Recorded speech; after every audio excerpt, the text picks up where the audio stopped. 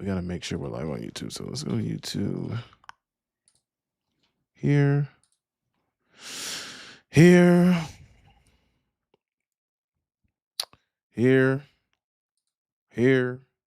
We are live. Okay, but we got this same name. Do I still have that? Oh yeah, I do. Okay. Oh, it's too big. Let's take this out. Okay. Here we go. We are live. Okay. Hello, everybody. I know with the Akem's analysis that just dropped this week, I actually recorded that on Friday. So somebody jumped in my comment section and they were talking about the Pat McQuaid ruling and things like that. You know, obviously I didn't know about that, or else I wouldn't have posted about that, or else I wouldn't have talked about that. But things happen. So, you know, we talked about it. And things have changed now. It's crazy how fast things can change in this new world of sports.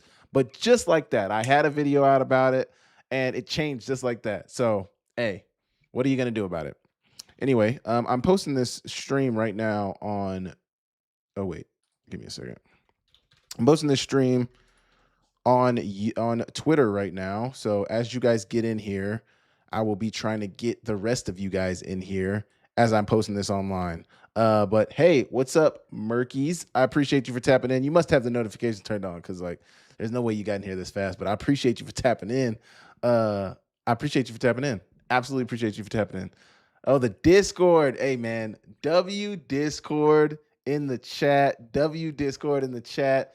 We are going to be growing fast and furious this football season, but the Discord channel, www.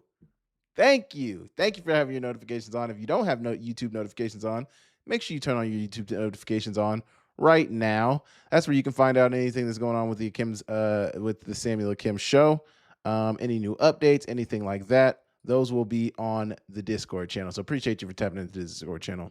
I'm posting this on Twitter right now.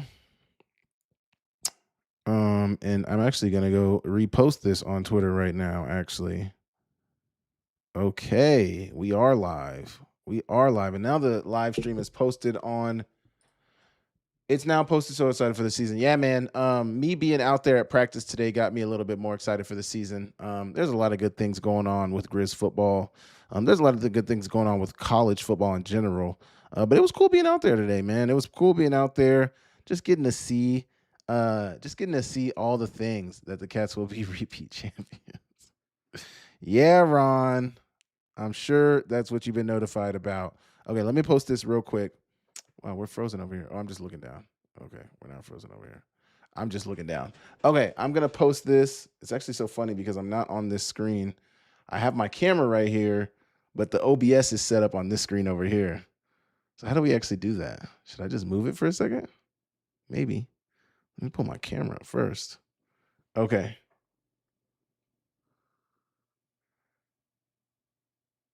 Okay. Oh, that's not a good picture. I'm so sorry. One of these days we'll have this. See, like, once again, I mentioned, like, I don't have a producer. So everything that's done on this channel is all me. It's all me.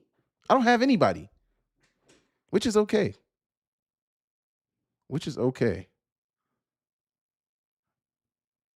I'm posting it on Instagram as well. So if you guys aren't following me on Instagram, we're getting to the point to where my subs on YouTube are gonna surpass my followers on my social media accounts. I don't have a lot of followers on either social media account, so we're getting to that point. We are getting to that point. Join up. Okay, I got a lot to talk about today, man. I actually do have a decent amount to talk about. I'm actually excited. It's been a minute since I've been going live, but you know, there's so many things that are ever changing in the college sports world that like I've just wanted to talk about some things and I haven't had the ability to talk about some things. So now we have the ability to talk about some things and I'm excited about the things that we're going to talk about. That was a lot of things, but you know, you get the point. Okay, let's find this link. Let's find this live link. That's what we got to go do next. So give me just a second to find the link to the live, and then we'll be good to go. Once I find the live link, here we go right here. live link. It's so interesting also to look sometimes at my viewers. And like we only got one concurrent viewer in the chat right now on YouTube, but we do have a viewer on Twitch as well. So we got two viewers, man. This is big time. We are actually big time out here. Let me just share this link real quick. Um okay. Okay. Exciting. Ready to rock and roll. Ready to rock and roll. Okay. Okay. Man, so I was at Grizz practice today, and it was actually really exciting, man. It was just really exciting to be on the grass. They're out in the River Bowl, and it's just a good vibe when football season comes back. I was out of town this weekend, so I wasn't able to go to the first practice on Monday. But it was good, man. And I guess I did not know this because I know in the past I've spoken on, like, I know one time in the past I spoke on things from practice, but I know there's certain things they don't want you to talk about Grizz practice. So I will keep it. I will talk about the things I want to talk about, but I won't give away everything.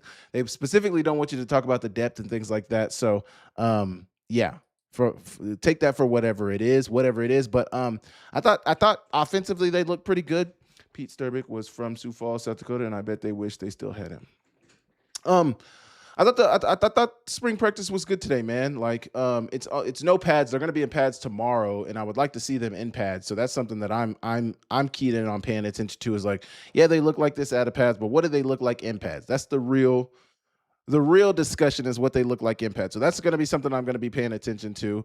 And if I had to talk about some of the guys who I think are going to be impact players, now this isn't getting into depth or anything like that. I have no idea what the depth is going to look like, but just based on the receiver position and based on what coaches have said and based on what I've seen and things like that, some of the guys who I think are going to be impact players on the Montana offense after one practice, and mind you, this is a non-padded practice. There's so many things that change when you put the pads on. But based on what I saw today, I think Landon Ransom Goals is going to be a really important player. Not only do I believe that based on what I've seen, but I also just believe based on what Bobby Kennedy has said. Bobby Kennedy seems to be a very, very big fan of Landon Ransom Goals. He's got a good stature. I didn't even get to see him in the spring game. I don't even know if he played in the spring game, but seeing him, at least in the jersey today, he looks like a good player. Obviously, Brooks Davis is going to be another impact player for them. But then another guy who I think could potentially be an impact player, and I don't know, what the depth is at receiver. Like, I don't know where these guys are in positionally, but I feel like Jordan Deaver is primed for a big time year. Now, obviously, there was people out there at practice and there was media members out there at practice. If I could say one player that I thought won practice today, I thought it was Jordan Deaver. Now, I don't know where he is sitting at in the depth. Obviously, he's been there for a few years, so he understands the offense. He understands what Coach Pease is trying to achieve. And one thing you notice when you go to practice sometimes is like the younger guys and the level of focus that is needed to be successful at the next level, at this level. Like some of the younger guys, sometimes like you can just tell that they're not all the way locked in all the time. They're not always paying attention all the time. And sometimes they'll get yelled at by a coach and things like that happen for younger players. But just like for some of the Jordan Devers, the Brooks Davises, some of those older guys, you can see the focus, you can see the laser focus that they come to practice with. You can see the laser focus that they attack their job with. Like you can just see all of it on a day-to-day basis. So that's something that I was really, really keyed in on for some of these guys. But I mean, just to put it lightly, Jordan Deaver made plays all over the field today, man. Like, fade routes. I don't have to say the routes. He was just making catches all over the place. What you want to see from a receiver, you want to see the quarterback throw it, and you want to see a receiver come down with the ball.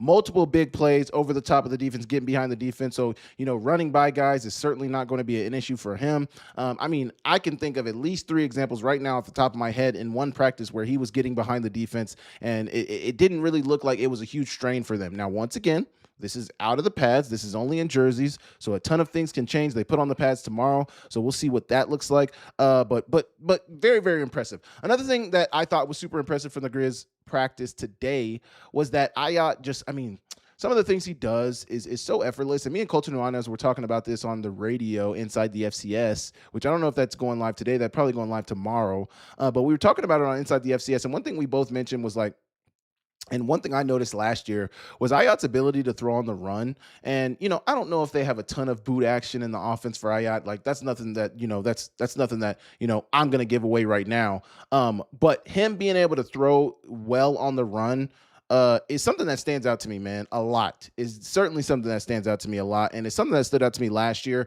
But just kind of watching some of the throws he made today, him rolling out of the pocket, being able to make throws, he just looks really, really good on the move. He looks very comfortable on the move. He looks very comfortable throwing on the run. And, not all quarterbacks are great at that, but that's something that I think Ayat is really, really good at. Now, I am of the belief that I feel like Ayat could run a little bit more. Now, I know you want to keep your guy healthy. You want to keep him upright. There's a lot of things, guys falling at his knees, all those things. But, like, I think they could benefit from playing Ayat more.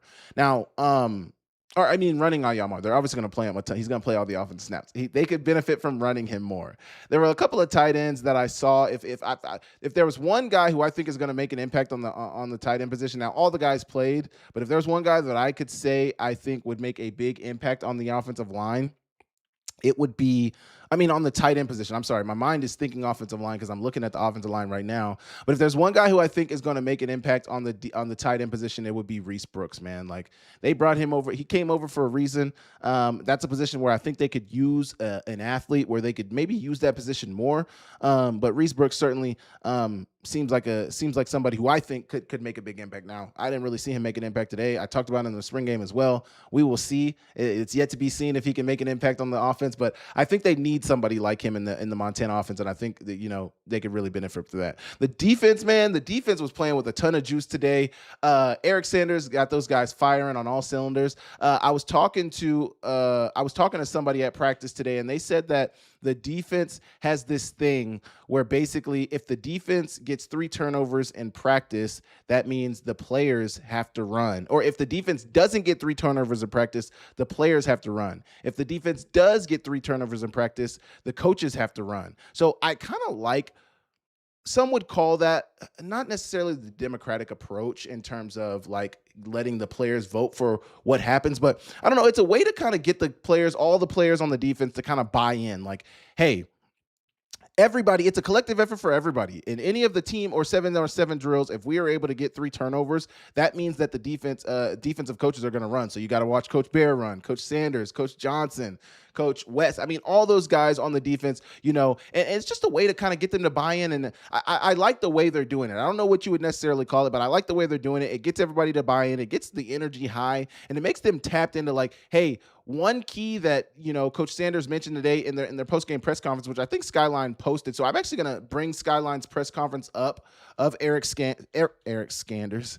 I'm going to bring the press conference up and show when he talked about. They might have posted it on YouTube already. If they didn't, oh well.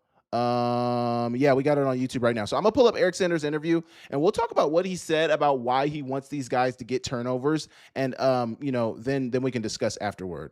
So I'm gonna pull this up right here. I'm gonna go. Which one do I want? I'm sorry. Sometimes Maine. Yes. Okay. Here we go. Or maybe you do it all over again. Hi, I'm Brian Toon with Jewelry Design Center, inviting you to come see the largest selection of William recent 100 plus reps both days. We're out here working a lot, working hard. You told them there at the end you want to be bloodthirsty for the ball. So seems like a big point of emphasis these first couple of days. It's going to be a big point of emphasis if I ever open my mouth. It's the most important thing we can do on defense. Contain the football, attack the football. That's how we're going to win on defense. I thought that was really interesting. Contain the ball, attack the ball, because he's made a significant like emphasis, and they asked Coach BK about it too. We can pull that up if we need to, about making turnovers, getting turnovers, and emphasizing taking the ball away. And I think that's good. I've never played defense. I do know sometimes when you try to take away the ball, that can affect tackling. That's really the only drawback I would have. And I know I asked Coulter, I was like, what do you think that does to their tackling? Like, do you think that affects their tackling at all? Do you think? I don't know. I don't know if it will or not. But I do like the emphasis on them taking away the ball, and I do like them incorporating like them putting some having some skin in the game as well. Like, hey, we want you guys to take away the ball, but if you guys do take away the ball like we want, we will run. If you guys don't take away the ball like we want, you guys will run. So everybody has skin in the game. With in the fundraising game, obviously, which is my day job, we call that an accountability plan. So like it keeps everybody accountable. You're accountable to yourself. We're accountable to you, and everybody is held accountable in this in their own right to turning over the ball, not turning over the ball, all of those things. Hello, HBFN10_TC. You're a new viewer. Please subscribe to the channel. Follow the channel right now as you're viewing us. I would really, really appreciate that. But yeah, I like the defensive approach. It's really hard to get an idea of who the defense is going to be, like who they're trying to play on defense. Hello, Mr. Thurston. I appreciate you. It's really hard to get an idea of who the defense is just because they're playing so many guys in the secondary and the D line. Like there literally is no one unit that's on the field defensively. So there's a bunch of guys moving around. The offensive line seems pretty solid to me. I won't give away depth because they asked you not to give away depth, but the offensive line looks very solid to me. I feel I think the offensive line will be good. I've been on record saying that I think the offensive line is going to be good this year. They seem to have their guys. I mean, whenever they were running starting any team session, the same offensive line guys walked out there. I think that's good for continuity. There have been some rotating centers and things like that in the last few seasons. I think that's detrimental to your offensive line now. Maybe they'll decide to do that again this year, but I didn't see that this year. Today, I saw one collective unit out there, and I think if I had to guess, those are probably going to be the guys that they're going with following the season. HBFN10_TC, thank you for the follow. It's not a sub. We're not there yet as a channel, but thank you so much for the follow. I appreciate you so much. I don't have a song yet. I'm trying to find a copyright-free song that I can play when I get a new follow sub or something like that. We're also going to get the subscriber count on here as we get closer to 3,000 subs. We'll monitor all of that, but I don't have a song right now. But thank you so much, HB_FN10_TC for the follow. I appreciate you so much. Hard to get a read on the defense. Who's going to be who? They got a lot of good pieces on the defense. Some of those good transfers are coming in as well. You see them. There's some big bodies on the defensive line that they could put on the defensive line. We'll see if they do that. Really, Peyton Wing, Solomon Tuliaupupu were the guys coming back for the defense, so you know where they are. I thought body-wise, Clay Oven looked good. Like he looks like he's been in the weight room. There's some guys that like Jake Mason looks like he put on some weight as well. But one thing I wanted to talk about with the Montana team as well, like with what they have going on with Coach BK, showing the nutritionist and them buying into that and, them having somebody on staff. Another thing that I wanted to talk about was them having the catapult. So if you guys don't know what the catapult is basically, let me see. The catapult for athletics. So the catapult for athletics, catapult sports, it's basically like this. If you guys ever see, actually, I'm gonna show it right here. If you guys ever see people wearing these, like you see people wearing these, a lot of people, like I remember Shea was wearing one for the NBA playoffs, and people were like, "Oh, Shea's wearing a." Oh shoot, give me a second. Main screen, is that it? There we go.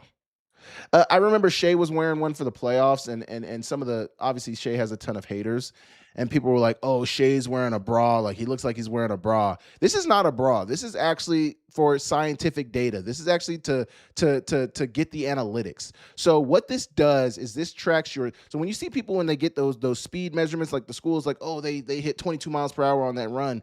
The catapult is most likely the reason why they have that data. They put that on their athletes. Montana said that, I think the person I was talking to today said they have 25 of them. So, they scatter them. I think they told me that they have one on each player on each position, and each position group is wearing one of the catapults outside of the offensive lineman.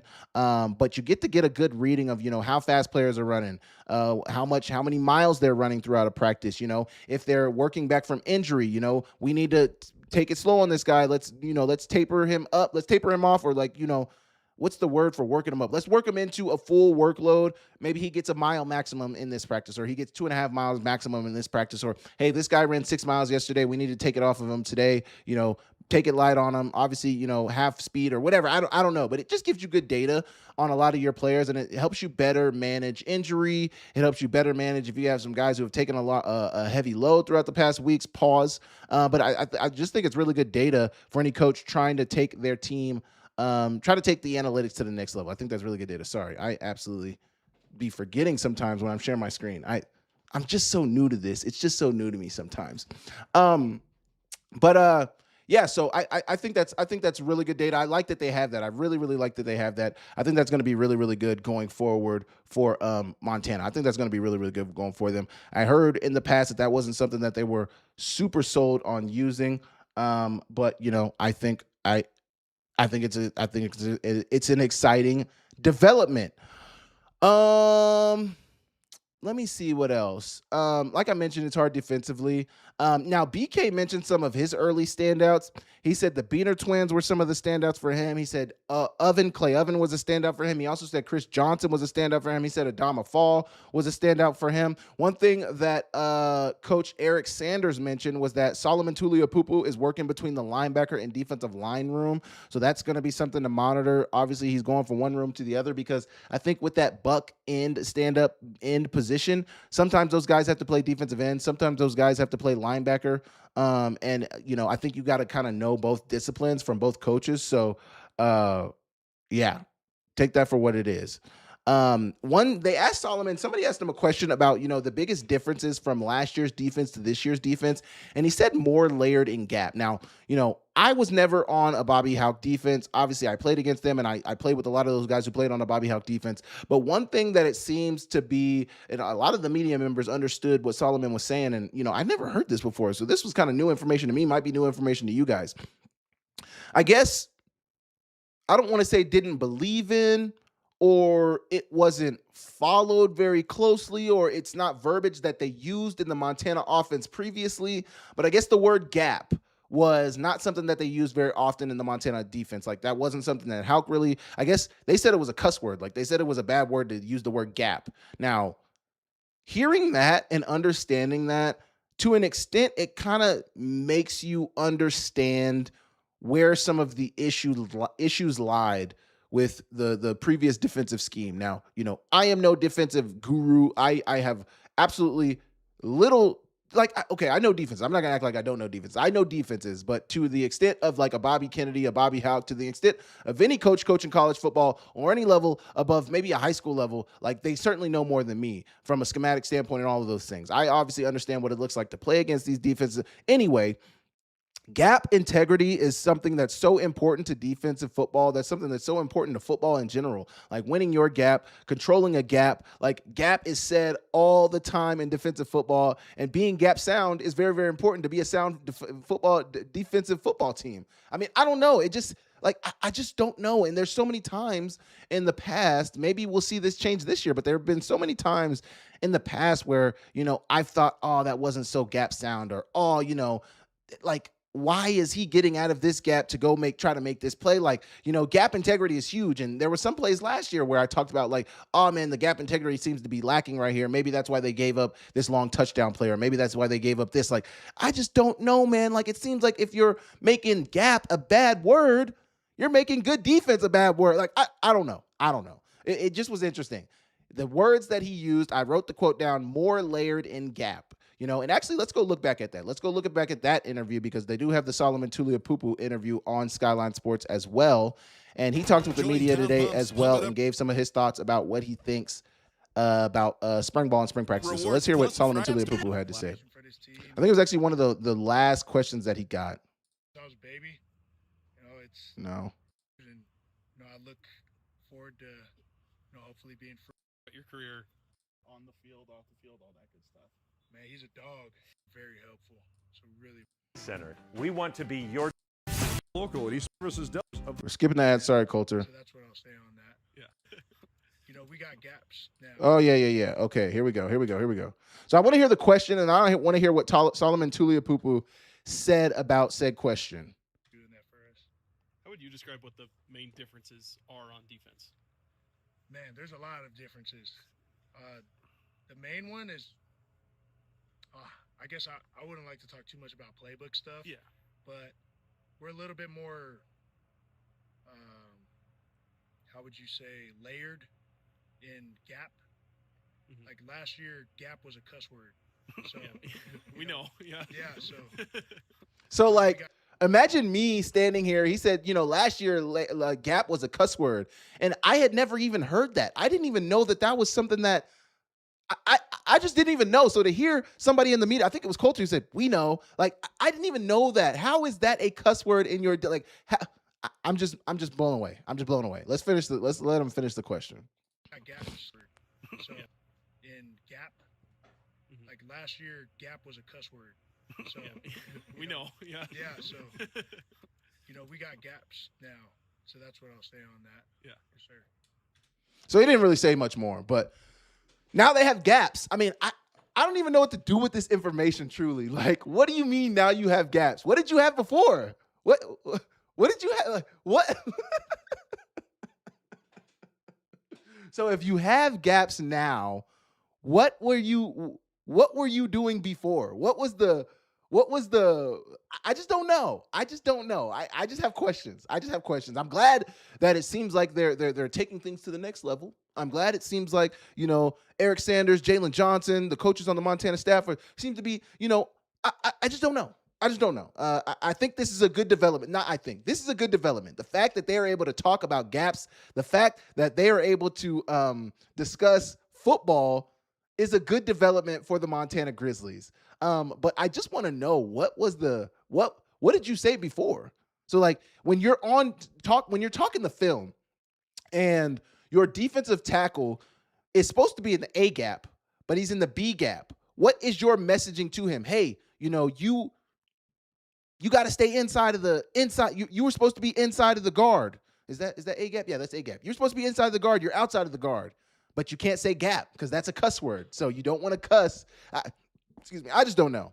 I thought this was a very insightful question. Obviously, he wasn't trying to give away schematics or anything like that, but I think it gives the fans who haven't really been as closely related to the team as some of these media personalities and everything like that. I think it gives you a look into the mindset of the players, into what goes on behind the scenes, some of the talking points that are being said. And maybe this is why Coach Houck didn't really love players talking to the media, because even something so small as this can really, really show you what is going on behind the scenes. And it really, really lets you know, how things are being policed, how things are being coached, and some of the language that's being used. So good on Solomon Tuliupupu to give the information on gap integrity, using the word gap in the Montana offense, all these things. Who knows? But good on him.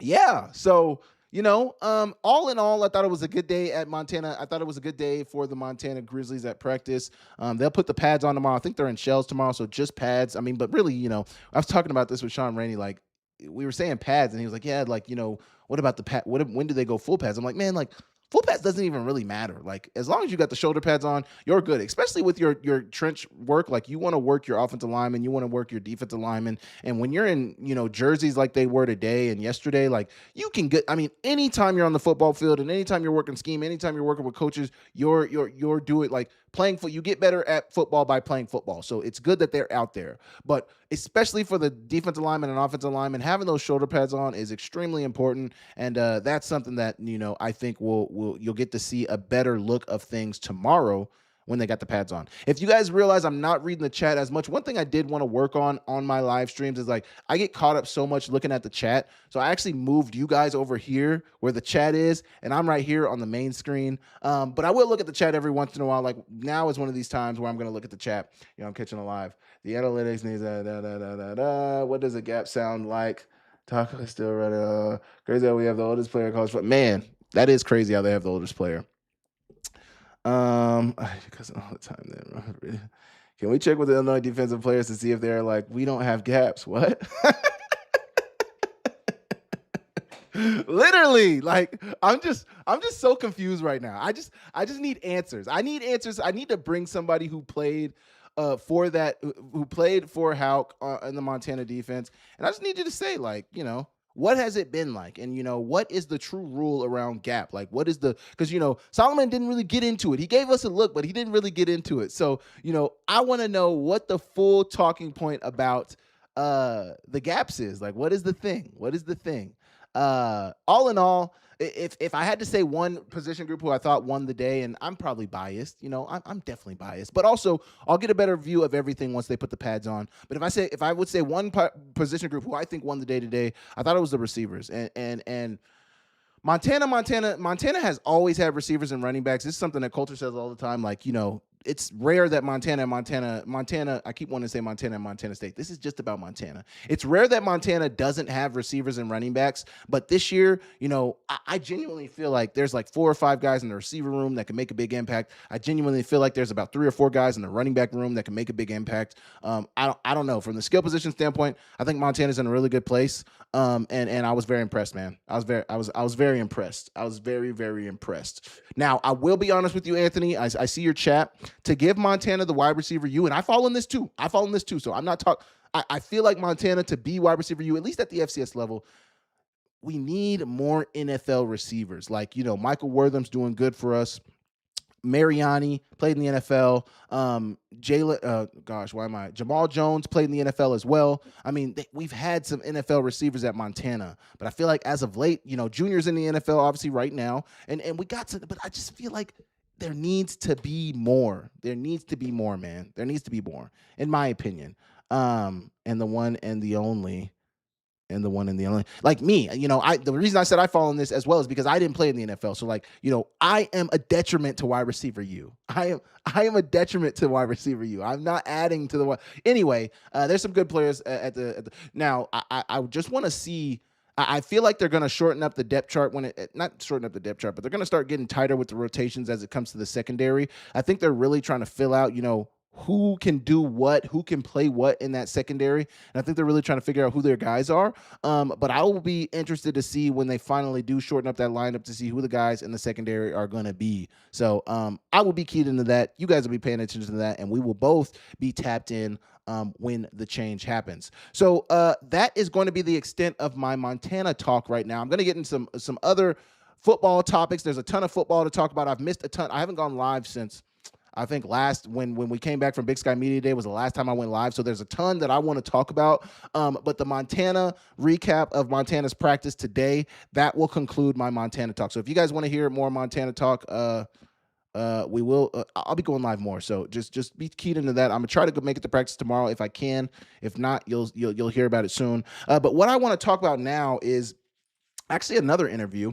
Tom Whistlekill actually talked about how much money has been bet on Big Sky Sports over the last year. And I don't remember exactly what he said. I did not write the number down when he said it. But he talked about it at the media day. So I have the interview right here.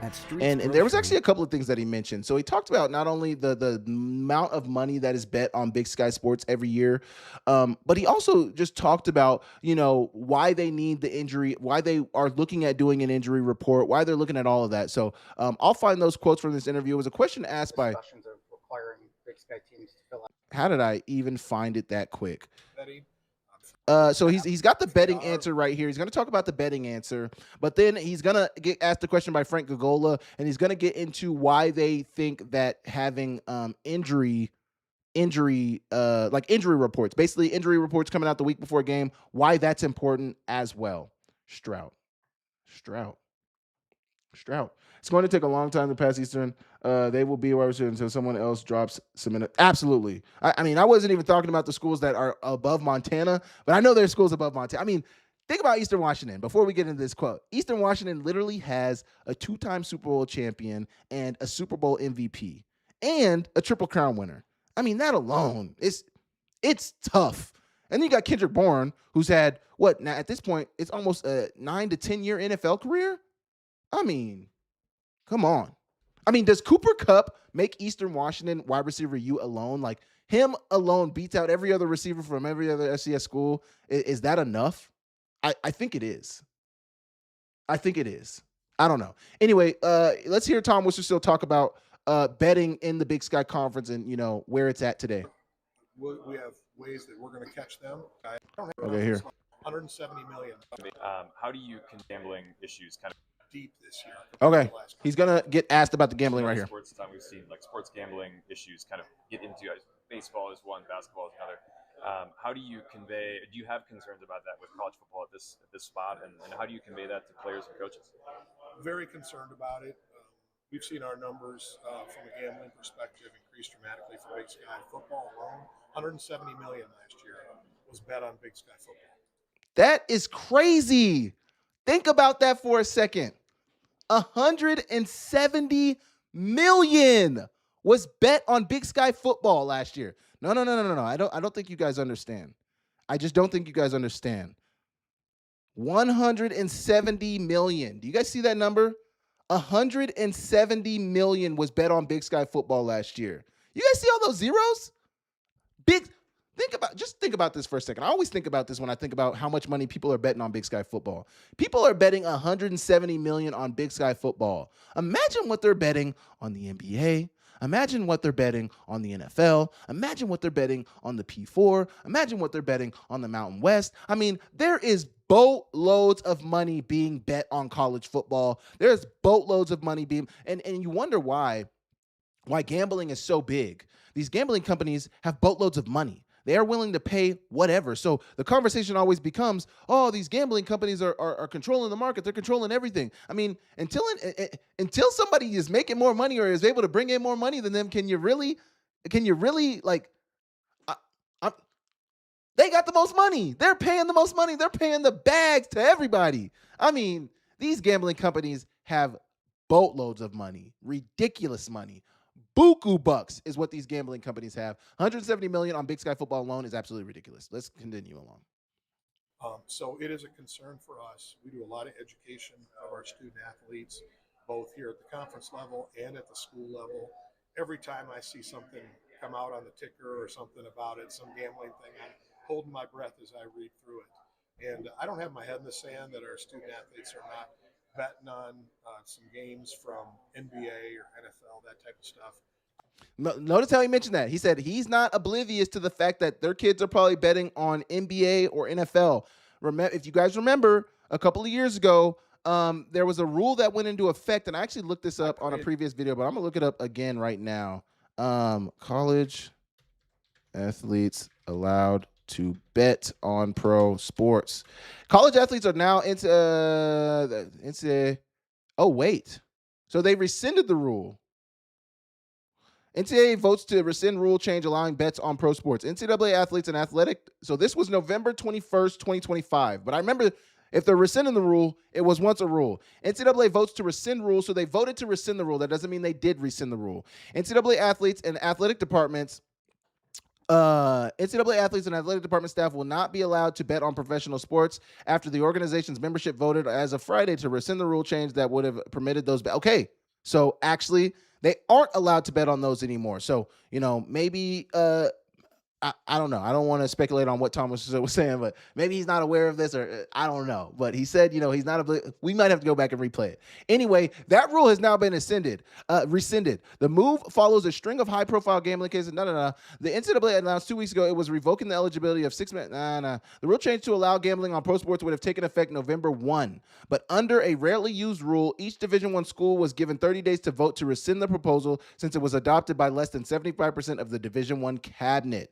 More than 2/3 Division I members needed to vote to stop the rule change, and the bar was reached Friday. The 30-day period would have ended Saturday. Even if the rule had passed, athletes and athletic department staff would have continued to be banned from any betting on NCAA events. So the rule would have allowed athletes to bet on professional sports. That rule did not go through. Therefore, athletes are not allowed to bet on college, on NFL pro sports. So interesting. Interesting to say the least. Interesting to say the least. Anyway, let's listen to this quote that he had once again. I want to re-listen to it. As I read through it. And I don't have my head in the sand that our student athletes are not betting on some games from NBA or NFL, that type of stuff. I pray they're not doing it for Big Sky and their own sports. If they are, we have ways that we're going to catch them. So this brings up an interesting question. I didn't even mean to stumble upon this. I was not intending to talk about this, but this brings up a great question right now. So Tom Wistrcill is saying that he hopes that he doesn't have his hand in the sand, and he understands that athletes may or may not be betting on professional sports, the NBA and the NFL. He hopes that they're not betting on Big Sky Sports, therefore meaning like they play for the Big Sky and they're betting on Big Sky Sports. But he doesn't have his hand in the sand about them potentially betting on professional sports. Does that mean that either Tom Wistrcill doesn't know that that rule was rescinded, or he's saying that he knows that that rule was rescinded. He knows that they're not allowed to bet on these sports, and they still are. He knows that kids still are betting on professional sports. I don't know. I'm not going to speculate on what it. I don't know. It's just interesting to hear. I just don't know. This is crazy. They won't be playing. This is crazy. Is that not crazy? Am I crazy? Is that not crazy? I don't know. Anyway, let's finish. All that type of stuff. I pray they're not doing it for Big Sky and their own sports. If they are, we have ways that we're going to catch them, and they won't be playing anymore. So we have to be cognizant of the fact that it's happening, and not just say it's not. But we have to rely on them to make good decisions too. We can only educate so much. In the end, they have to make a decision not to do it, not put themselves and their team in jeopardy. So yeah, man, it is a concern, but it's a concern across the country that's just gotten so easy to pop your phone up and bet that Joe Smith's going to miss that free throw. I know the NCAA is working towards some of that prop betting, making that illegal, but yes, every one of us is concerned about that. I'm looking, before we finish this right now, I'm looking at this quote in the chat that says RTP is probably 80 to 90%. You guys got to stop using the did you see the acronym? Yo, I'm getting into that soon, Zach. Please let me get into that. I will certainly be getting into that. That was absolutely insane. But RTP is probably 80 to 90%. So the bookies are only walking away with 115 to 30 mil out of that 170 mil. Bettors keep 140 to 155 mil. First off, the house always wins. There's no way bettors are walking away with 140 or 155 mil of that 170 mil. Are you insane? What is RTP? I need to know what RTP is 80 to 90%. So the bookies. Also, are you meaning bookings in terms of DraftKings, all these other betting platforms? Are there bookies? Or what do you mean by bookies? Are you saying like people are working with actual bookies? I don't know. Either way, there's no way that any bettor, like any amount of bettors, are betting 170 million and they're walking away with 140 to 155 million. It's just not happening. Like the house always wins. The odds are always in the house's favor. Anybody who gambles on anything understands that. So, and I understand some people do use bookies, but like most people are probably not using a bookie, if we're being real. Anyway, I want to finish this Tom Wistrcill quote about the roster limits, or not roster limits, injury reports. Rise of gambling at school. But yes, every one of us is concerned about that. With that rise of gambling, have there been any discussions of requiring Big Sky teams to fill out those availability and injury reports leading into games? We've talked about it. So if you couldn't hear, he said, with the rise of gambling, will there be any requirement for teams to have injury reports coming into games, like on Thursday, Fridays, or whatever? Those availability and injury reports leading into games? We've talked about it. It won't happen this year, but I have a good bet we'll be doing it next year for football, doing player availability, typically on like a Thursday. You've got to decide whether they're active, probable, or inactive. We've talked about it as administrators. We've got a decent plan. Time just didn't work on our side this year, but I think by next year we'll be moving in that direction. So just imagine how this changes college athletics. Obviously, in the pro level, they have the injury reports and, they're questionable, and then, they're a game time decision, and, they work out before the game. If they can go, they're going to go. If not, they're not.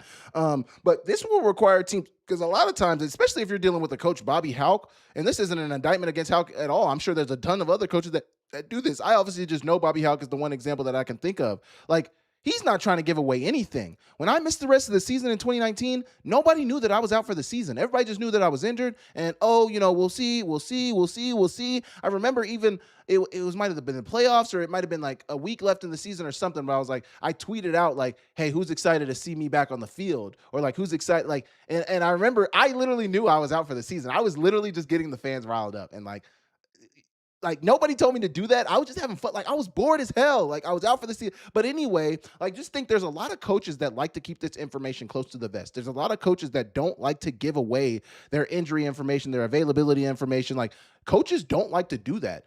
Yes, we're talking about betting, but also, some coaches see this as an advantage. Like, hey, if we have an All-American backer that isn't going to play this week, but you're game planning against him all week, that may give us an advantage when your game plan is geared towards this one guy. Or say we have a defensive lineman that's super disruptive, and your whole game plan is how are we going to block this guy before we even run a play? How are we going to deal with this guy? You have a Lance Rucker, you have a Joshua Stone King, you got somebody on the edge that really, really disrupts things. How are we going to deal with him in our game plan before we're going to do anything else in our game plan?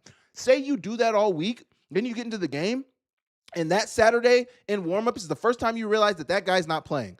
Your game plan is absolute crap. Or you're a defense, and you're like, hey, this quarterback is really, really good. We know he can run. We know he can throw. And once again, your defensive game plan is geared towards stopping this guy. Then you come on game day and you find out that guy is not playing. That may give the team with the injured player an advantage.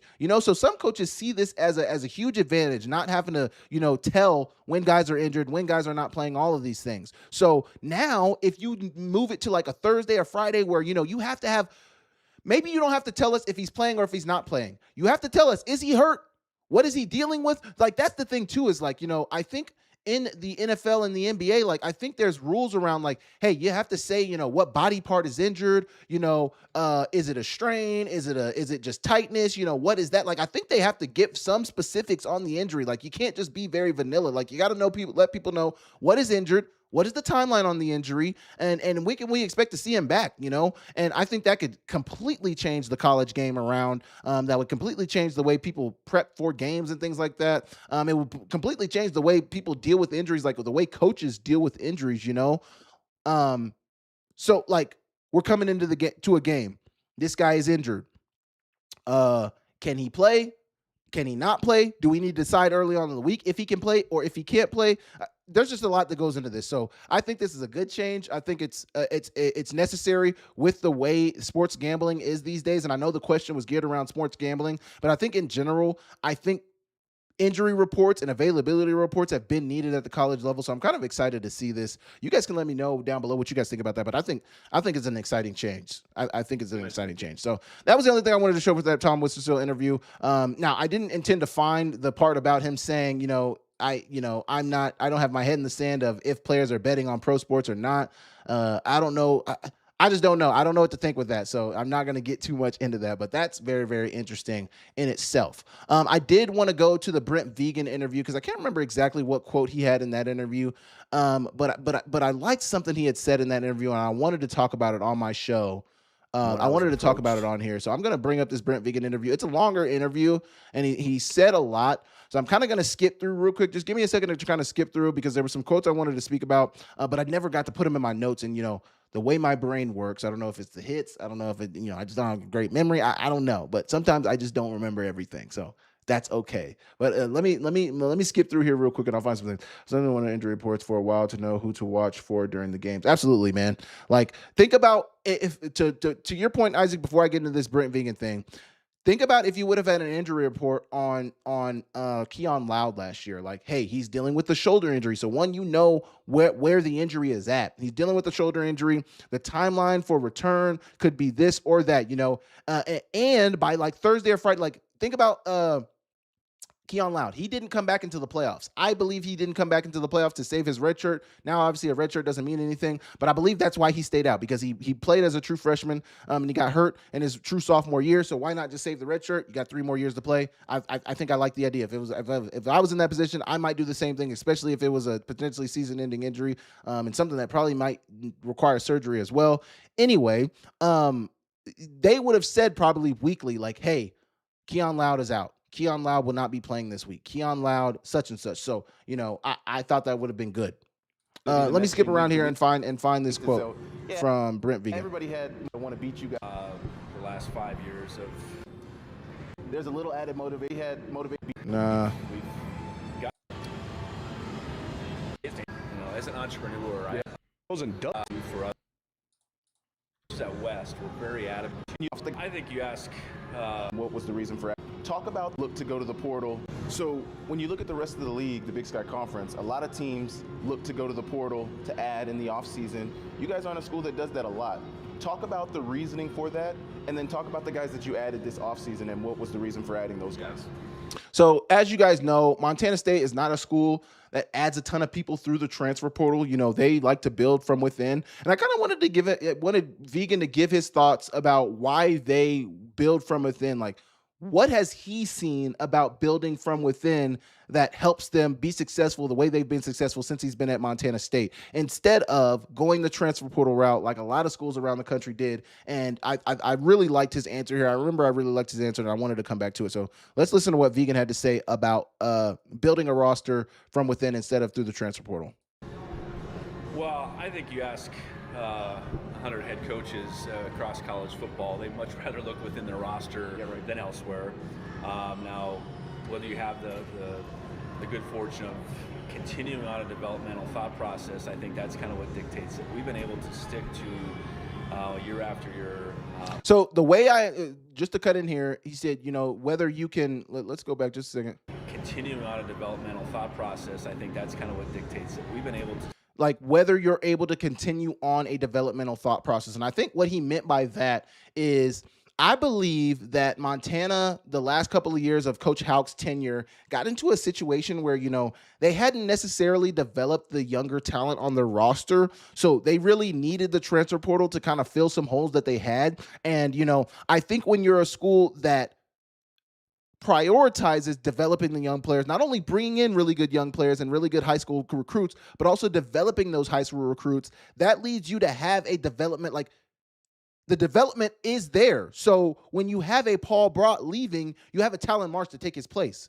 When you have a Neil Daly who's still there, but when you have a Neil Daly leaving, you have a Cole Taylor, a Bryce Grebe to take his place. When you have a Brody Grebe leaving, you have a Zach Cruz, a Kenneth Eiden who've been waiting in the links who've been waiting in the background to get their opportunity. I think, you know, when you have so many good players, so many young players that have watched it done at but also it's not just that they've watched it and, you know, they're there. Also, the coaches and the staff are putting the emphasis on those young guys who are eventually going to become impact players. They're putting the emphasis on these guys who, hey, they may not bear fruit right now. They may not be ready right now, but come down the line, they're going to be ready. And think about last year, the receiver position at Montana State. You had Taco Dowler, who's the vet in the room, and you had Ryan King, and you had I'm blanking on the other receiver's name. Chris. Somebody help me on the track. Chris, number one, Chris. But Ryan King and Chris. And then you had Taco Dowler. Those guys obviously made plays, and they were impact players. But even some more impact players that they had who were young guys was Jabez Woods, was Dane Steele. Two young guys. I think Dane Steele was a redshirt freshman. I think Jabez Woods, if I'm not mistaken, was a redshirt freshman as well.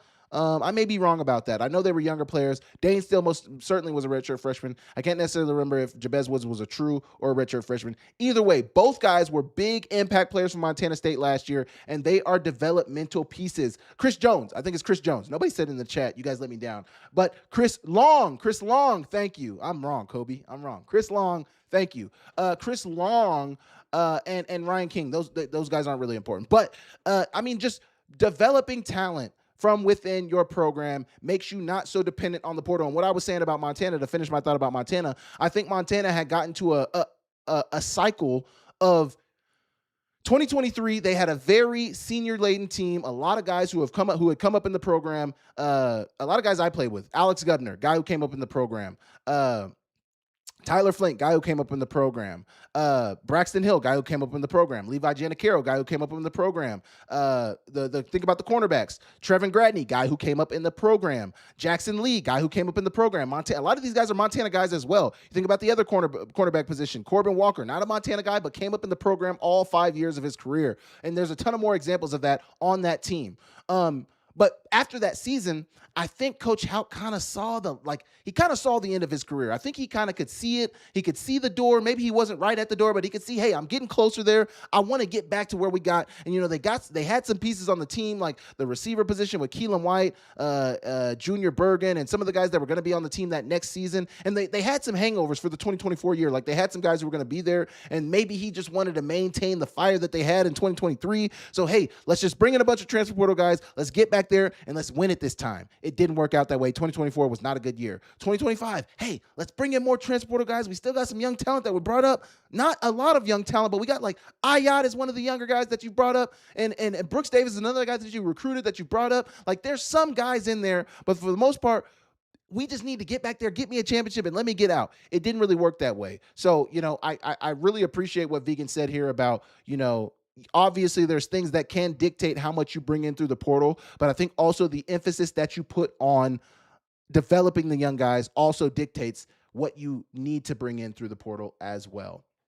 Stick to year after year high school recruiting model where our guys come up through our system. They know how we do things. They develop right in front of our eyes. So, we get to, say, October, beginning of November, and we can certainly look at the guys we are going to lose one way or the other. We can look at the guys that are playing for us and returning, but then we can also look at the next wave of guys and say, would we rather have that group or guys from who knows where? It makes some real That's another good decisions.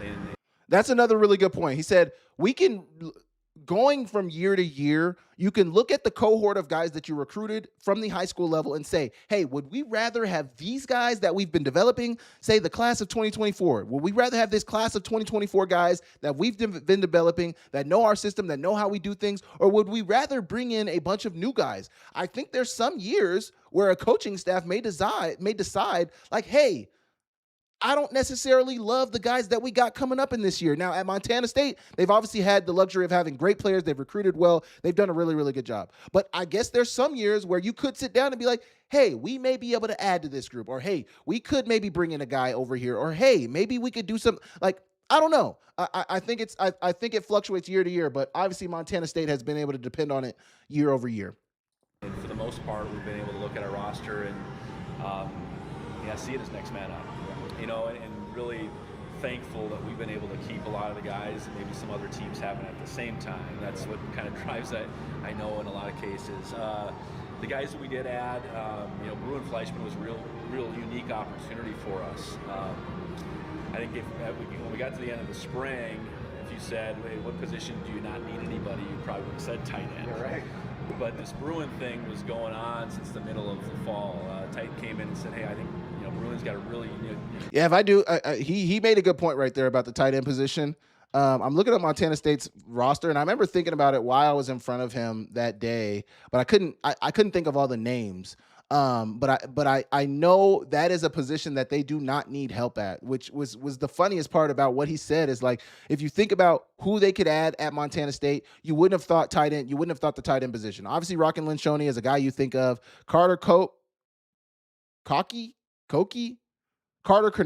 I've heard good things about Carter Cornell coming out of spring ball. I've heard he had a really good spring. Rocky Linshoney, really good player out of Bozeman. Rylan Schlepp, a really good player out of Bozeman as well. I did not know he was from Bozeman. Rylan Schlepp, two good tight ends right there. You got Luke Smith as well, Tommy Springman, Lou Vince, Valtson. Some of these guys I don't think about. Cade Robinson. They got a ton of tight ends. But Bruin Fleischman is certainly a guy. Rylan Schlepp, Rocky Linshoney, Carter Cornell is somebody I think is going to make his, based on the reports that I've heard coming out of camp, coming out of spring ball, Carter Cornell is a guy that impressed a lot. We will see. But certainly, you didn't think that they needed help at tight end position. I certainly didn't think they needed help at tight end position. But hey, if you can bring them in, bring them in. Unique opportunity in front of him. And I didn't know much about Bruin as a player at Air Force. I knew we recruited him a little bit before he chose to go to Air Force.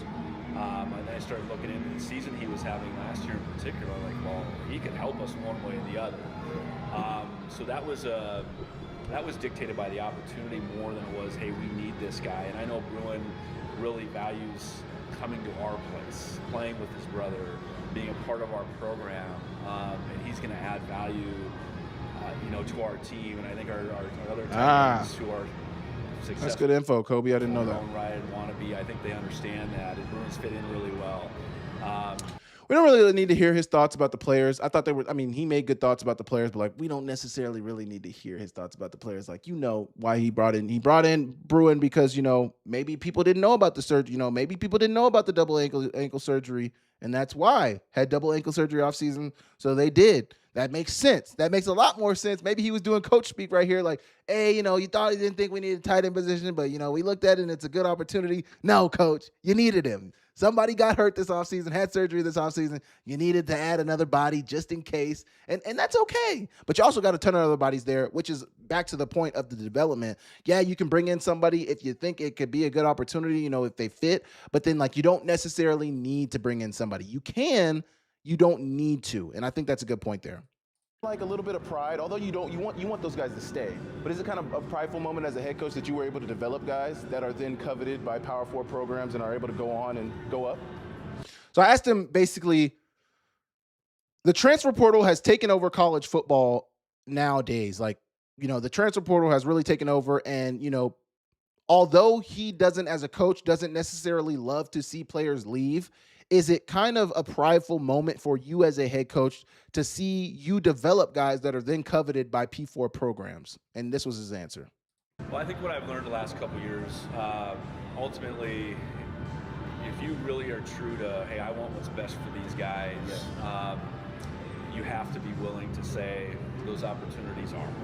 In some cases, I can't sit here and say that every guy that's left is left for the perfect opportunity, the best opportunity. But if we can have a conversation, which we did with all three of those guys. And that was so funny. Obviously, he's talking about the corners right here because I think there was another question where we talked about the three corners, Seth Johnson, Carson Williams, and Jace McMillan. I think we had talked about them because obviously they had a tight end leave as well. But one point that I thought was interesting was he said he had conversations with all those guys. And he must have had the conversation with Seth Johnson before they left for the national championship game, or they had the conversation in the locker room after the national championship game, or they had the conversation on the plane leaving the national championship game. Because I remember, I was on my flight from Nashville that next morning, I think it was, that next day, I think I was on my flight. And I saw guys entering the transfer portal from Montana State. I think the only reason I bring up Seth Johnson is because I almost certain I remember that morning when I was on my flight seeing Seth Johnson enter the transfer portal. And I remember Montana State wasn't even back to Bozeman yet. So I don't know when they had the conversation, but at some point they had the conversation about him leaving. I just don't know when they had the conversation, but he said they all had conversations. So, obviously, it is what it is. Hey, work through your process. Let's communicate through it. And ultimately, if you feel like there's something that's a strong desire that meets what you want, you feel good about the people that are going to be surrounding you. Halftime, Ron. And you wish them well. And be far more concerned with the year or two or three, whatever that you had with them versus the year or two that you are not going to. And figure out how we can reload. So I think that's the biggest thing is over the last couple of years, just forcing those conversations to happen through a playoff run is hard. Yeah. But I've come to realize I better do that because then I think we can all be on the same page. Our family can be on the same page of saying what truly are you looking for, and if that comes to fruition, good luck to you, and almost give you your blessing. So. While I don't want us to be this farm club necessarily, that it's going to take place in a couple situations where guys. I thought that, okay, I'm so glad I played this whole quote because I thought that point he made right there about not wanting to be a farm club. Now, coaches at this level haven't necessarily said that they want to be a farm program, but we have heard coaches say that if we are going to become a stepping stone for a lot of players, we're willing to do that. Hey, we can develop you for 1 to 2 seasons, and then you can go on to better, greener pastures. You can go get paid somewhere else. But hey, come here first, give me a year or two, and then you can go off with it and do whatever you want to do. We've actually heard coaches say that. So to hear Coach Vigen to kind of be on the other side of that point, I thought was interesting. We don't want to be a farm club. We don't want to have these FBS schools poach our players. We want to develop our players, and we want them to graduate and end their careers here. Now, if there comes a situation where a player has a better opportunity, we are willing. I'm more than willing to have the conversation. You've earned the right. You've given us your time, your energy. You've earned the right to go to another school, and I have no right to tell you not to go to another school. You're a grown man, just like I'm a grown man. I'm speaking as Vigen right now. You're a grown man, just like I'm a grown man. But we don't want to be a farm system. We don't want to be a program where, we're just losing 20 to 30 players every year. And honestly, maybe this is they really haven't been that. They've lost players every year, as any school has really lost players every year. But to think about the sheer number of players that they've lost, it really hasn't been that drastic if you compare it with the rest of the Big Sky Conference. So you can compare it with the rest of the Big Sky Conference or the rest of college football. Montana State is at the bottom of the list in terms of players that they've lost through their transfer portal. And obviously they've had coaches go on for better jobs as well. But I thought that was really interesting, not wanting to be a farm system, because we have heard coaches in this day and age say that they don't really necessarily mind being a farm system. They don't mind teams coming in to poach their players. They don't mind developing guys so that they can go get money, so that they can go get better opportunities. Coaches have leaned into that. Coach Vegan seems to be leaning on the other side of that, which is completely okay. I just thought that was an interesting quote. Almost give you your blessing. So while I don't want us to be this farm club necessarily, that it's going to take place in a couple situations where guys are going to see things and see things out there that serve them better. And I don't know. It's really challenging. It is to wrap your mind around that, but I think we've gotten better at that over the last few years. Last one for me. Left and are maybe leaving for their younger years too. It's not just one-off guys, so it's great a high level of play at within our league. Sorry, I'm trying to find another quote here. But I will at the top of the list. Watch list. Is that being have one or list? There was no big. There's only a couple guys that were like surefire, and then you look at the Buck Buchanan watch list. I think for preseason all conference because there were so few returners. The guy defensive. I can't remember in 20 years of. Is that just a coincidence, or why do you think that position maybe doesn't have as many returners? Case we started 4 seniors. Yeah. Nah. FCS that is much. See that kind of playing out for you guys at the college football level. I thought this was okay. Last quote I have from Vegan, and then we'll move on from this Vegan interview. But I asked him about the joint practices, and I asked all the Big Sky coaches about this. So if you guys go watch the interviews on Skyline Sports, every coach that we sat down with, I asked them about the joint practices, and I thought his answer was interesting of what he had to say regarding joint practices between Montana State and other schools, whether it be in the Big Sky or the Frontier Conference, which are the two closest conferences, obviously, to Montana State. How do you see that kind of playing out for you guys at the college football level? Well, I think it's very geographical to me. Yeah. I think it was brought forward by part of our makeup at the FCS that is much closer together and leagues overlap geographically. I have a hard time thinking you're going to want to joint practice with someone in your league. And geographically for us, that's kind of what it is.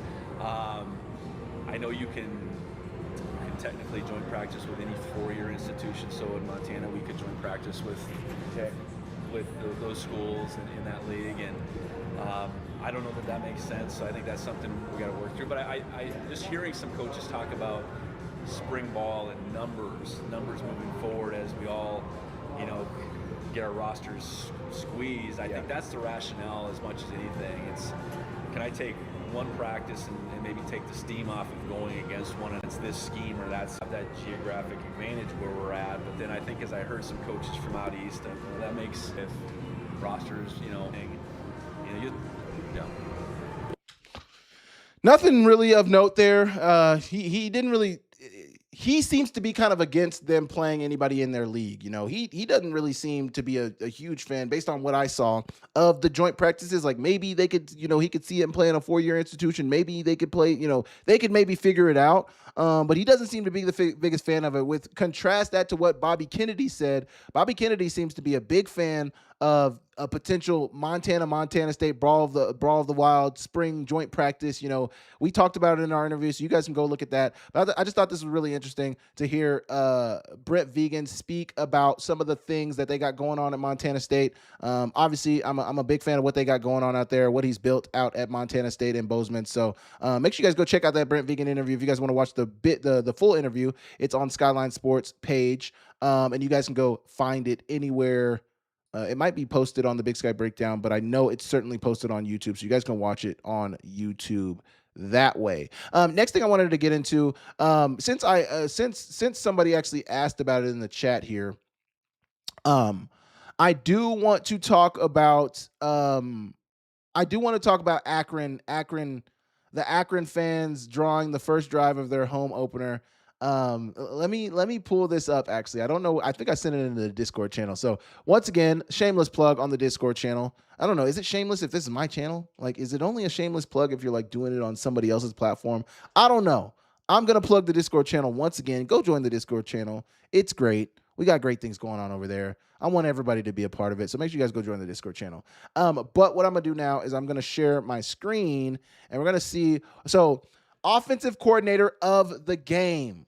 One lucky fan will be able to script the opening drive in our home opener. So there's an asterisk there. Let's see. With the head coach, of course, this hasn't been done before, but we're not crazy. So they'll be able to script the opening drive with the head coach. That's a good point there. A lot of people probably aren't reading the fine print, but read the fine print. That's with the head coach, of course.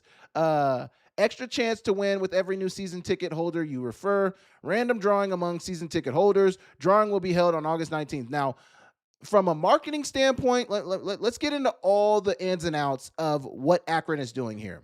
From a marketing standpoint, I actually really, really like this because if you're trying to get, so the quote on Twitter said, "Make history and be the lucky season ticket holder to design the opening drive of the home opener when Zips football host Robert Morris." Now, good on them. Also, they're playing an NEC opponent. There's a high there's a high possibility. I have no idea what I'm trying to say. Sometimes, the words just don't word. Like, the words just don't come to my mind sometimes. And that is okay. Sometimes you're playing against Robert Morris, who's a part of the Northeast Conference. There's a high probability that game is a blowout. So if you were ever to try this and try this out, try it out against Robert Morris out of the NEC. Now, hey, they might see this and think, these MFs are being so disrespectful. We need to put our best suit on this week, and we need to go take it to them. Understand that as well, because if we are seeing this, Robert Morris is seeing this, everybody is seeing this. They're like, yo, they're really going to let fans draw the first drive of the game. We need to go hit them in the mouth, get a pick six, take it back to the house, all the things. Absolutely crazy. But I like this from a marketing standpoint because if you're a school that does not sell a lot of season tickets, and I'm sure Akron does not sell a lot of season tickets, winning brings season ticket buyers. Akron does not win. Therefore, they do not bring season ticket buyers. It's simple math. It's simple logistics, and they just don't fit the billing for that. But if you're trying to sell season tickets, this is an easy way. Is there a stipulation that you have to buy season? Let's read the official post on their website. University of Akron Athletics has announced a new fan promotion, offensive coordinator of the game, giving one football season ticket holder the first ever opportunity to help script the opening drive of the football team's home season opener. Meaning, to even be in the drawing, you have to be a season ticket holder. And why is that exciting? Because, hey, I wasn't a season ticket holder. I'm probably not going to go to any other Akron games, but say I win the opportunity to call the first drive of Akron. Like, I'm sure this is going to bring in a whole world of trolls buying season tickets just to be able to call the first drive. Like, this is marketing right here. This is marketing. It may be funny. People may be laughing, but I'm sure they're selling a boatload of season tickets right now. Maybe not a boatload because it's still Akron. Let's be real. But I'm sure they're selling a decent amount of season tickets right now just for people trying to get the opportunity to freaking call the first drive of the game. Just to get the opportunity. I need your first three plays. That what you calling? Oh my gosh. Okay. My first three plays, Zach. Man.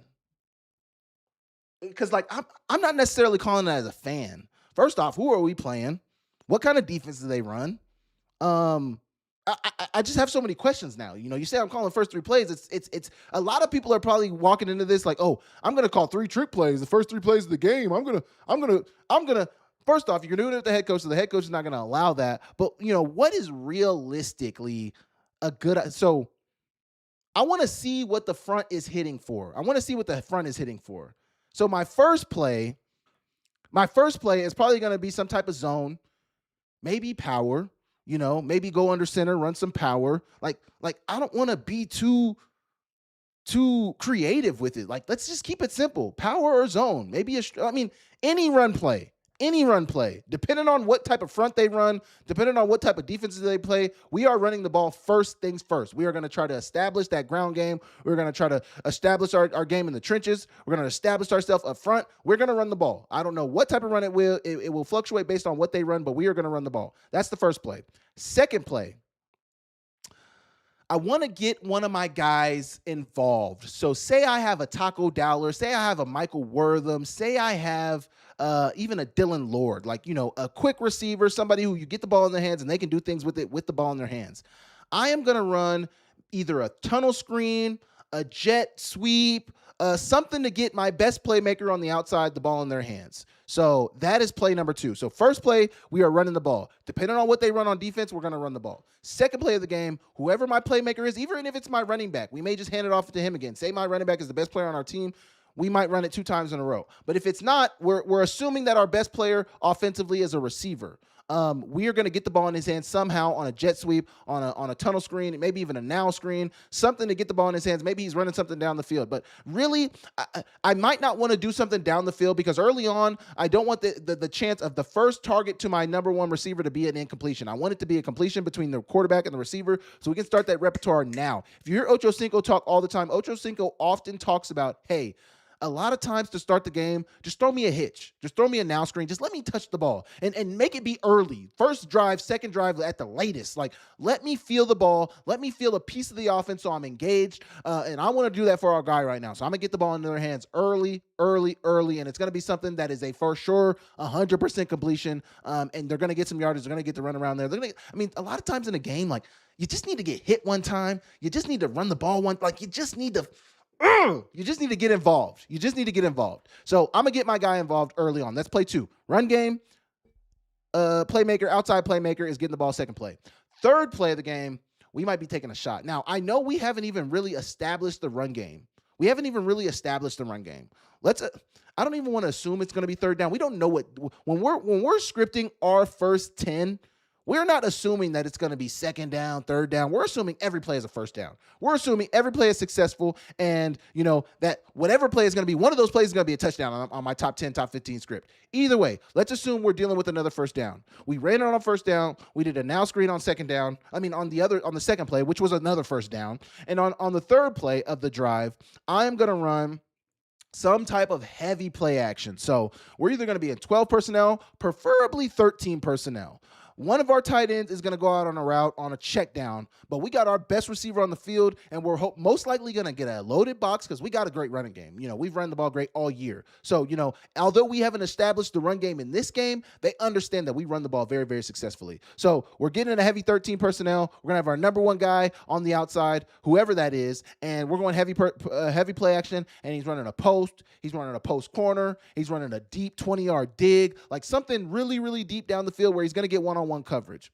That's my first 3 plays. Let me know what you think. You can judge me. You cannot judge me. Those are only the first 3. We haven't really even got into really much.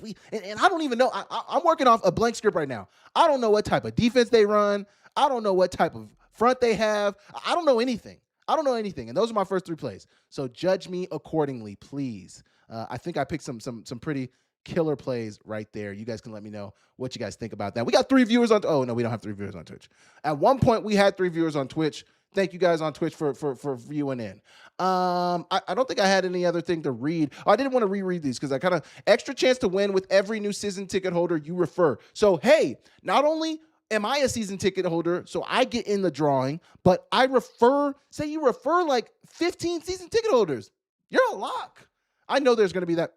I know there's going to be that one person that refers like 30 season ticket holders, and they're going to have it locked down, and they're going to take, like, some of these people are probably going to take it dead ass serious. Like some of the super Akron fans who are like super Zips fans, they're going to be like, I got to draw up the perfect play. I got to draw up the perfect scheme. Like everything has to be perfect. Random drawing among season ticket holders. Drawing will be held on August 19th. They need to televise the drawing. Please televise the drawing. We want, the people want a televised drawing. I think we can all say that in agreement, right?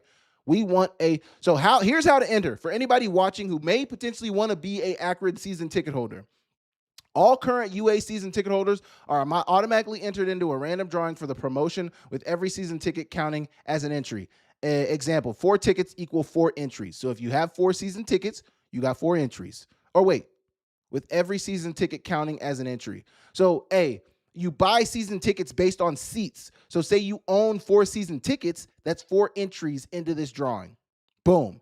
Season ticket holders will receive additional entries for every new season ticket holder they successfully refer. Reach out to the ticket office directly or add referral information into the comments section when purchasing tickets.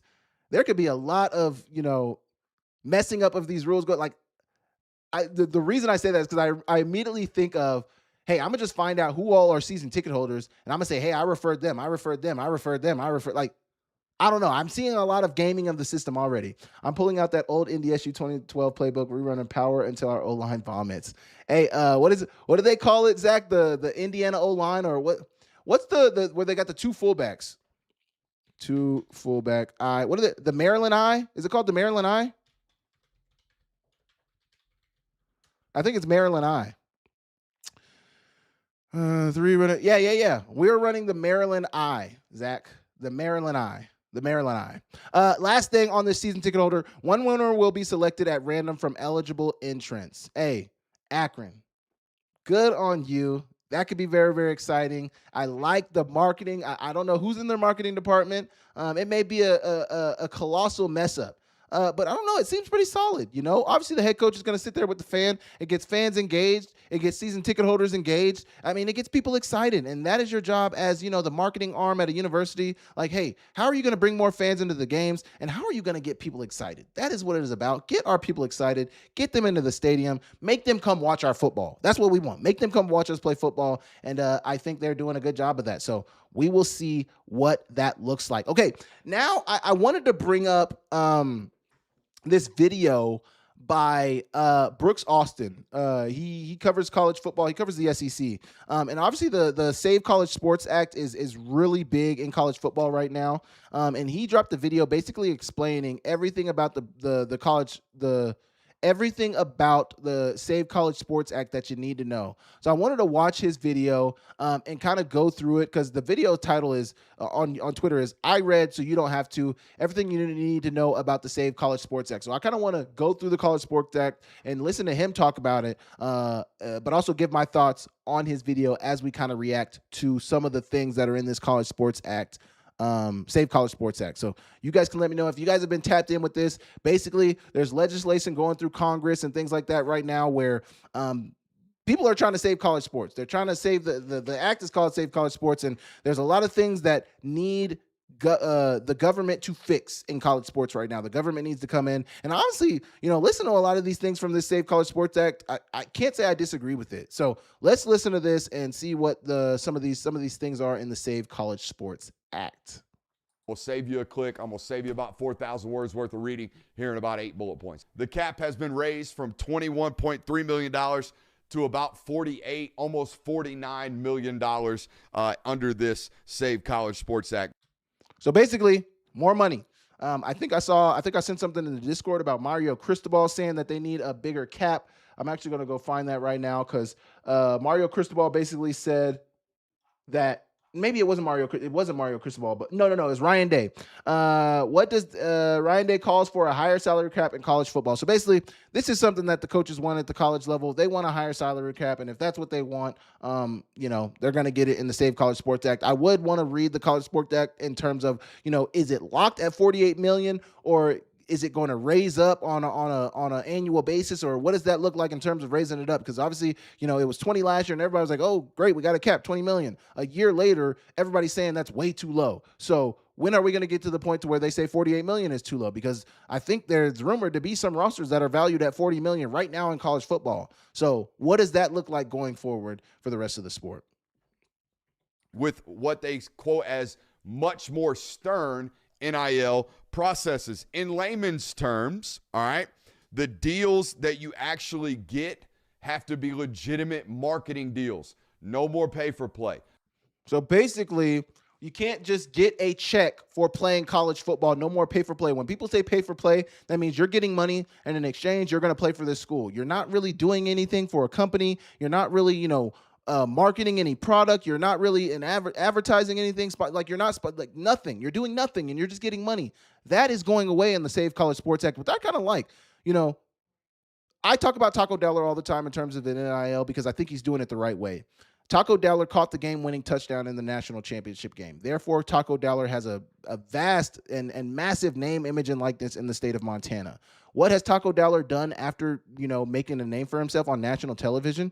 He's got his own brand, TD14. He's got his own seasoning. His name is Taco. That guy should have taco seasoning. That's great. Whoever his agent is or his manager, they're doing a great job. He's got his own foundation. He's helping the next generation, helping the less fortunate. He's got camps. He's helping the next generation of athletes, football players, men and women. He's got a flag football camp as well. He makes money from all of this, of course. But the point of it is he had a name, he had an image, he had a likeness, and that can be sold. Not just, hey, I'm a 5-star coming out of whatever high school and I deserve $50 million right off the bat. No. Like, what are you marketing? And what can your Instagram, Twitter, YouTube following, what can that garner you through marketing? Like, a lot of I was in college and I had 3,000 followers on YouTube, on Instagram. Like, my account is not very marketable. Now obviously I have an audience due to my social media following and YouTube and things like that. So there is marketability there. But in terms of vast marketing dollars, these guys get in millions. Like a lot of these guys are coming out of high school with like 10,000 followers, which is good. And you can market that on a small level, but is that millions of worth followers? Absolutely not. And that's what these guys are getting. And that's what is going away with the Save College Sports Act. One-time transfer rule coming back. I like that. All right, you get one free pass, and then after that, you got to sit out a year. I love the one-time transfer rule. I've been on. I mean, yes, there are extenuating circumstances. There are reasons why guys need to transfer away, and I think there should still be a lane for waivers. Now, I think the waivers should be scrutinized way more heavily. Like, you can't just put in a waiver because I don't like my coach. You can't just put in a waiver because I don't know. There's a reason for a waiver. If there was an Illinois player a couple of years ago who didn't get his waiver approved, but he needed to transfer because a family member was dealing with health issues back home, and he needed to be closer to home to that family member, and his waiver got denied. I remember I was like, man, that's bogus. That is a real reason to have a waiver. I think there needs to be tighter transfer rules. I like the one-time transfer. I think that's good news. I like this. I think everybody can agree that's been one of our main problems with college football is all this moving parts. 5-year eligibilities, straight up, 5 to play 5. I like it. Freshman, junior, senior, freshman, sophomore, junior, senior, and then what they called a 5th year. I don't know how I feel about the 5-for-5 rule. I kind of like the 5-for-4 rule. You have 5 years to play 4 seasons. I don't know why they're deciding to change things now.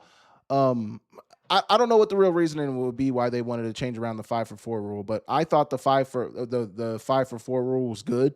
The 5-for-5 is fine. I think it muddies things up in terms of what year is guys, but that's not really a big concern. I don't know. I just don't like it. I don't like it. I don't necessarily have a strong reason why I don't like it right now, but I don't like the 5-for-5 rule. The moment you turn 19 or the moment you enroll, you got 5 to play 5. Bet. I think that's solid. Seems like too long to give you a thought, to not just say, I don't like it because I don't like it. I think 5 years is too much. I think 4 years is fine. Freshman, sophomore, junior, senior. Why are you adding another year? I just don't understand why the other year needs to be added. Maybe it's a little bit of offense because, I only have 4 years. Why didn't I get 5 years? Maybe that's it. That's not really what's been on my mind. I just think 4 years is fine. I don't know. But maybe I'm just an old guy and I don't know anything anymore. So take what I'm saying with a grain of salt. A ban on all professional athletes returning to college. God. It's crazy that they actually put this in the bill, but I think this is good. I think they needed language in the bill that says this. Hey, obviously this is frowned upon and nobody likes it, but just so everybody is on the same page, let's put it into the bill. If you go to the pros, you are no longer eligible to play college athletics. That is okay, and that is fine. You ran your course in college. You did your thing. You won what you won. You got the award. Let's move on. Especially if there was a pro team that thought enough about you to sign you to, even if it's a mini camp, that means you are one of the better college players in the world. You have ran your course in college, my man. Go figure it out at the pros. Go figure it out in Europe. Go figure it out somewhere else in the CFL, in the UFL. Go figure it out somewhere else. You're not going to figure it out in college. You already figured college out. That's why somebody in the pros had grabbed you. I'm spitting all over the place. That's why somebody in the pros had grabbed you in the first place, because you had figured it out in college. Now you're trying to come back. Absolutely not. I'm glad they're doing this. I'm happy. Thank goodness. I'm looking at you, Nate Oates. Get out. So I heard this when I first watched this, and I actually don't know. Arena football, yes, Kobe, something. Who is Nate Oates? Who is Nate Oates? Oh, he's a coach. The Alabama. Oh, okay. So Nate Oates is the Alabama basketball coach. And basically what he's saying is like, Alabama had added a player who had played NBA basketball to their roster this past season. And so he's taking a shot. I think this guy, Brooks Austin, is also a Georgia guy. He's definitely from the South if you listen to his voice, but I think he's a Georgia guy, if I'm not mistaken. I don't know. Take that with a grain of salt. Are they saying you literally only can play from 18 to 23, or is it 5 years from enrollment? So let's go back. Senior, and then what they called a fifth year. The moment you turn 19 or the moment you enroll, you got 5 to play 5. So the moment you turn 19 or when you enroll, you have 5 to play 5. So when you turn 19, I was somebody who turned 19 my freshman year. I turned 19 August my freshman year. I was an older guy. I got held back in kindergarten. I got held back way young. I didn't get held back it wasn't for sports. I know a lot of these kids are getting held back for sports. I did not get held back for sports. I was a late bloomer when it came to education and stuff like that in the elementary and stuff, even before elementary and pre-K and stuff. I wasn't where everybody else was. So they were like, hey, we might want to bring him back another year. And that's okay. That is completely okay. Either way, so when I turned 19 that August, my clock would have started, and I would have had until from 19 to 20 to 21 to 22. I think I would have had till 2020 because I came in 2016. So 5 years to play 5. So you got 16 to 17, 17 to 18, 18 to 19, 19 to 20, 20 to 21. So I would have had the same timeline. My last fall would have been 2021, which my last fall was. That would have been my timeline from 2016 to 2021. So that would have been from 19 to 24 for me. So you have until 24 to play.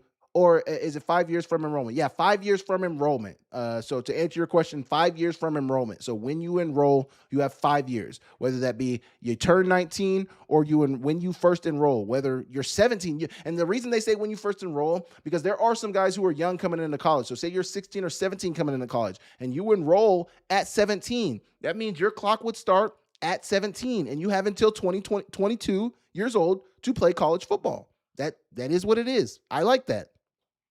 Bet. I think that's solid. That's y'all got to watch. Center got rolled an ankle in preseason. Bet. I think that's solid. Goodness. I'm looking at you, Nate Oates. Get out of here. Get out of here, bub. No more bringing in G Leaguers, brother, because your center got rolled an ankle in preseason. There is an established agency registry. All right, so this is probably the biggest point that I like. We'll let him finish talking. If you want to represent a student athlete nowadays, you got to be a legit agent, and you have to get approved by whatever commissioning body they ultimately establish with this. And you have to cap your wages at 5% take.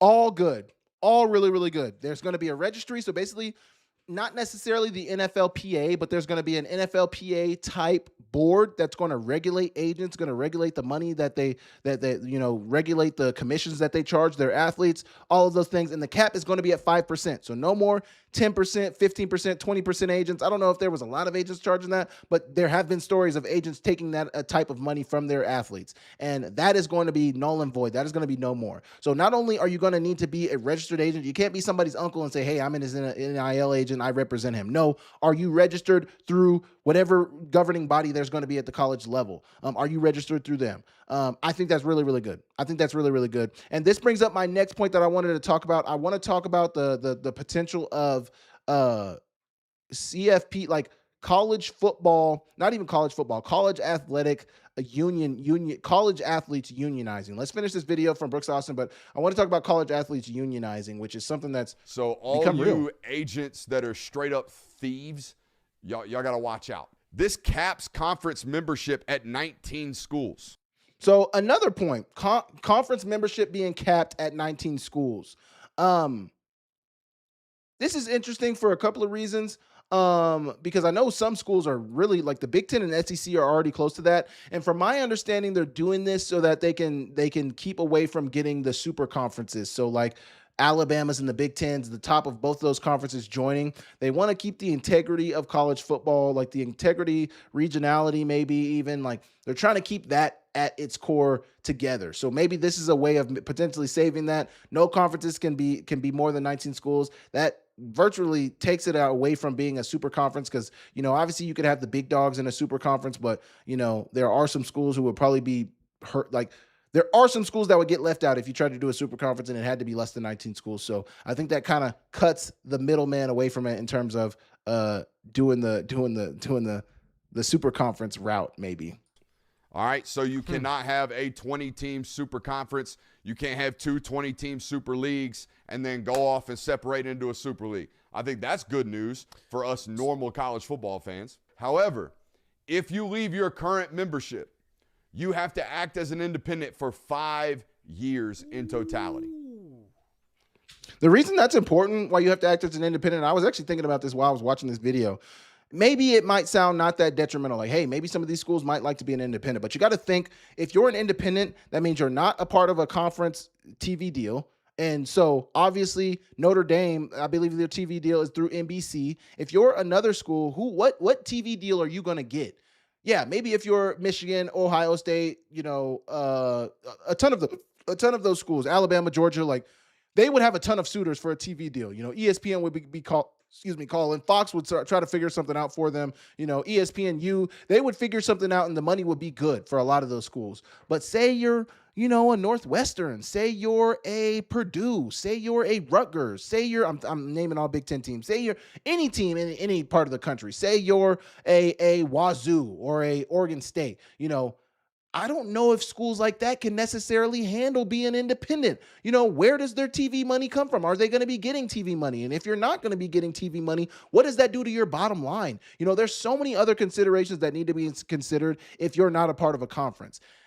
Conferences bring a lot to the table that these schools can't really do by themselves. That's why conferences exist. And if the mandate is that you leave your conference, you have to be an independent for 5 seasons, those ramifications are detrimental. Now, I wish they would have done this before the conferences were where they are now. I wish we went back to the old conferences and then they implemented these rules. But I do like that rule, going independent for 5 seasons. That can really make people second guess, okay, we go independent. Where's the TV money coming from? Who are we going to partner with on that side of things? Where's the conference money coming from? We're not getting any conference money. So are we sure that we're making the playoffs? So we're getting playoff money. I mean, all of that has to be considered. And it's, I don't know. Depends. I don't know. Depends. So FSU, if you want up out of that ACC deal, you finna be BYU and Notre Dame for 5 years until you can actually get into that conference that you're trying to get into. There also is a Lane Kiffin rule, which is, hey, you can't leave your team until the end of the season. I like that as well. To finish, that was the end of his video. Brooks Austin, go follow him. He does great work. He does great work on college athletics, on college football. But the Lane Kiffin rule, man, like this has been something, I think this can help not only coaches, but this also will help their players. Like this helps everybody involved when you make a rule like the Lane Kiffin rule, coaches not being able to leave their school or entertain another job until your season is over. So say you play until February. Unfortunately, that means you cannot entertain another job until you finish your job in February. Now what is this going to lead to more tampering? Is this going to lead to more things going on behind the scenes? Is this going to lead to more things, that are happening, below the belt or, behind? Yes, this is obviously going to lead to other things that are going on that are unscrupulous. But I think having a rule in place that says, hey, you can't do this until you finish what you've done at this school. I like that. I like that because we've seen a lot of those guys moving around and we've seen how it can affect a program. We've seen how it can affect some of their kids. I mean, it just affects everybody and it's not good for anybody. So I like that rule. I like that rule. Okay. That was good. I'm glad I was able to get my thoughts on that. That was really good. We still got 1 viewer on Twitch. Thank you for tapping in on Twitch. We got 8 viewers on YouTube right now. Thank you for tuning in on YouTube. If you are on YouTube, I wanted to play this mic'd up, and I can't actually remember what I wanted to play it for, but there's this mic'd up. There's a mic'd up that they dropped at Drake.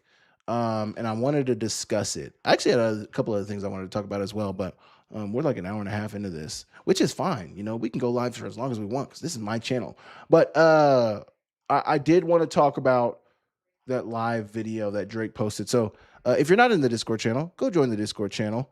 We're doing great things in there. But I wanted to watch a couple of these. So they dropped one of a linebacker, and you got to get to see. I think this is really cool for Drake to do. Like, you know, I thought it was really cool to kind of see what you see from a linebacker standpoint. But then I also wanted to, they dropped one of the receiver as well. So I wanted to look at that one as well. And I can't see myself right now. Am I? Okay, yeah. Okay, here we go. Let's watch the one of the linebacker at Drake. Turn on. What? I also thought it was interesting. I had a laugh with myself. I was like, oh, so this is how things go on in the non-scholarship league. Like, you know, this is how things go on in the Pioneer League. Interesting. Exciting.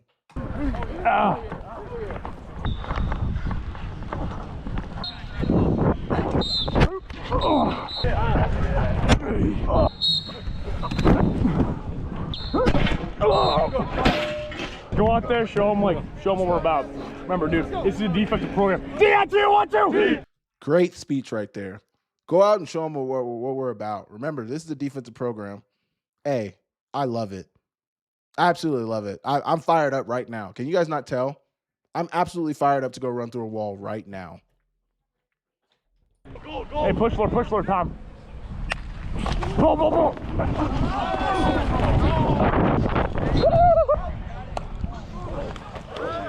Under. I don't know.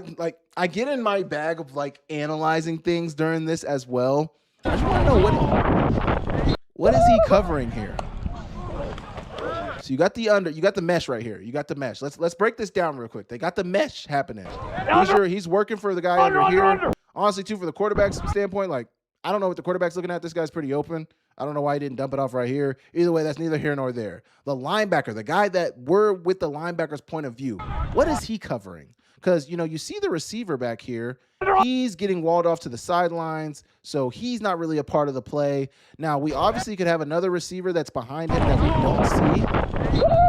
There's probably a receiver back here because we got 1, 2, 3, 4, 5, 6, 7, 8, 9. We have a running back there? 9. No. So we got maybe 2 receivers back here that are unaccounted for. Maybe that's what he's guarding. I don't know. I'm trying to figure it out. I'm trying to figure it out. The quarterback's not right, too. Under. He's got a wide open receiver. The quarterback's scrambling. He's selfish.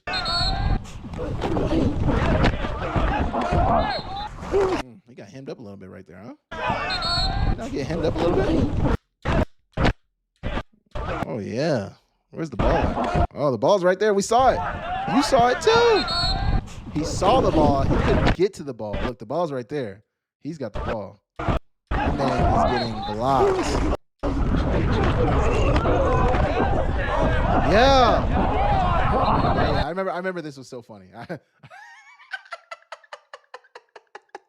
I remember I laughed to myself about this because, like, at first, it looks like a really good pursuit. It's like, you beat the block, got the quarterback, flush him out of the pocket. You know, you're making a good play. And then, like, you're, like, genuinely just in a race right now. And he just outruns you.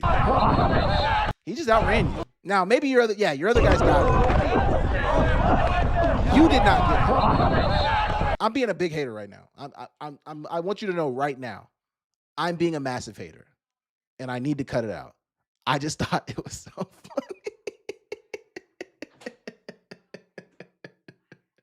funny. Oh my gosh, I laughed. See, like, I tell people all the time, I tell my wife this all the time. If I can't laugh at myself, nobody's going to laugh at me. Nobody's going to laugh with me. I got to be able to laugh at myself. I got to be able to laugh at my own jokes. I need to find me funny. I don't care if I find me funny. Their stadium's pretty nice. I don't think I've ever seen Drake Stadium. That's pretty nice. Anyway.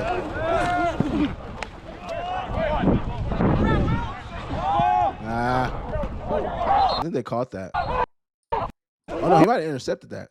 No, I remember what was funny about this video now. Yeah, he didn't catch that. I remember what I thought was funny about this video now. And I thought they had caught that when I first watched it. I didn't have my big screen. I was just watching on my phone, and it's kind of small on my phone. But I was like, man, they're looking getting torched out here. And obviously, I thought that was a catch. So, they're not getting as torched as bad as I thought they were. But I just had a really good laugh with myself watching this video. And we're going to finish this. Pull. Oh, yeah. Pull.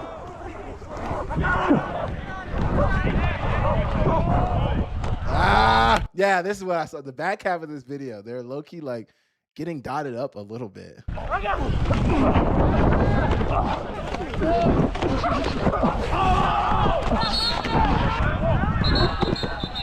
Max!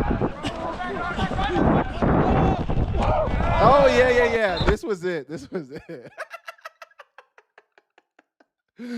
So definitely during the back half of this video, we can all agree that they're definitely getting dotted up. Like the offense is certainly having their way, but they had to go with the footage that they had to go with. They probably only got certain video clips and they want to get the video where he's involved in the defense. And these are certainly plays where he's involved, but you just kind of see, a completion right there. Not this one. Completion right in front of him. Good tackle, but a completion. Max! He's in coverage. He's kind of looking around. Quarterback looks right at him. Quarterback throws right at him. And he didn't get a hand on it, and my man caught it right behind him. Absolutely devastating. Ooh. Hey. Great video, Drake. Please keep pumping out the content, Drake. What's up, Isaac? What's going on? Please keep pumping out the content, Drake. We love it. Us at the Samuel Akem Show, we love the content. Absolutely loved watching that video. I had a great laugh watching that video by myself. I hope some of you guys thought it was funny too. It's not, football's great. Football's great, but that was funny. That was funny. That was actually funny to me. Okay, and then this one. I don't know why I sent this one in here, but they had another one of the receiver. They had another one of the street receiver, and I just wanted to play it. I can't remember why. Sometimes I just send a lot of stuff in the Discord channel because, if I saw it, you guys should see it too. I want you guys to see it too. So sometimes I just send things in the Discord channel, and you guys should go watch it. But yeah, let's see what this one has to offer. Oh yeah, let's play it one time, and then I'll get my thoughts.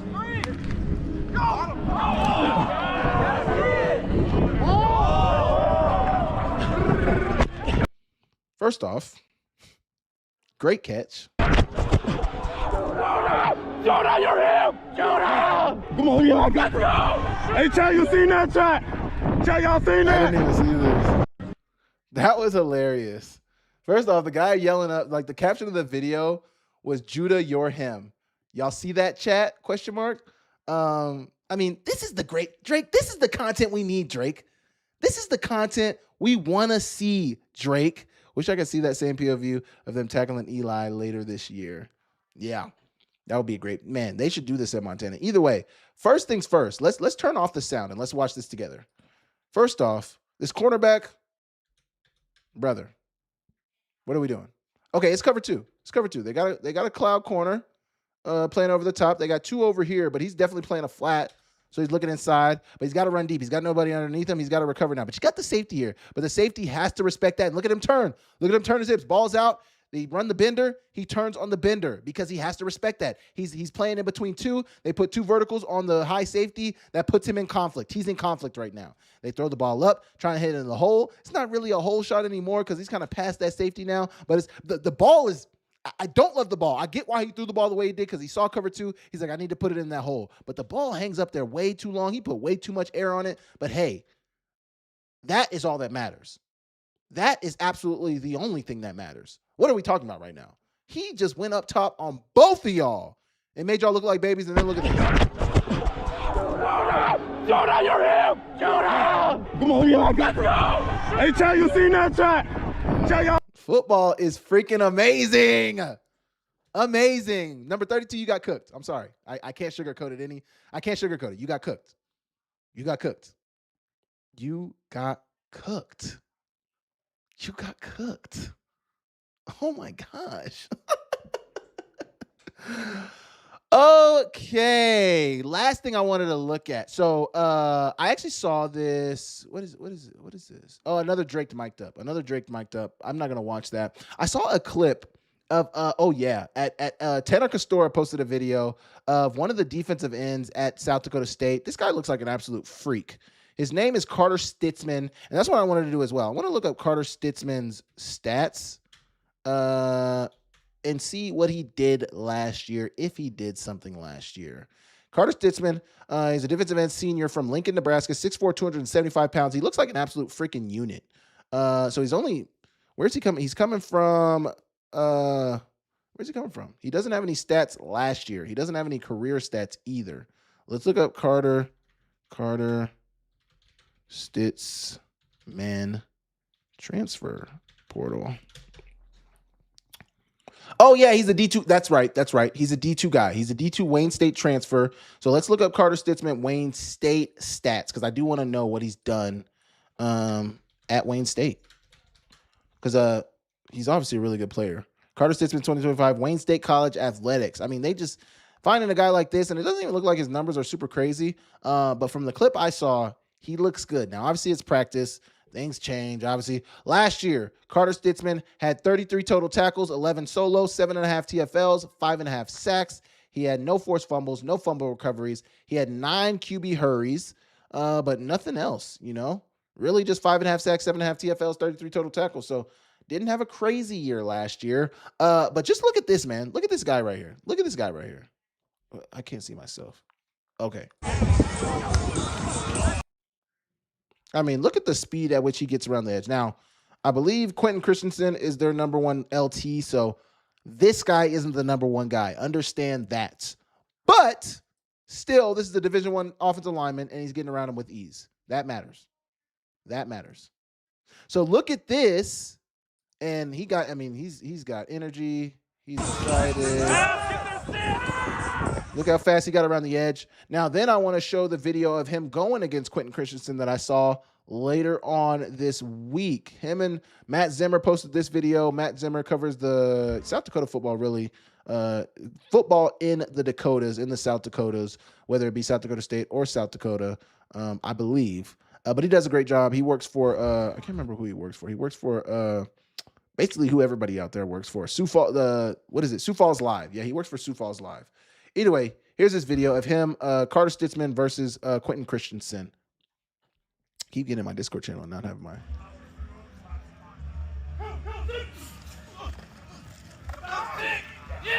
That is what an all-American offensive lineman looks like.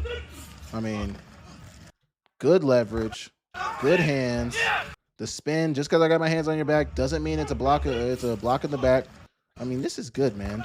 Good on good rep right there. I love it.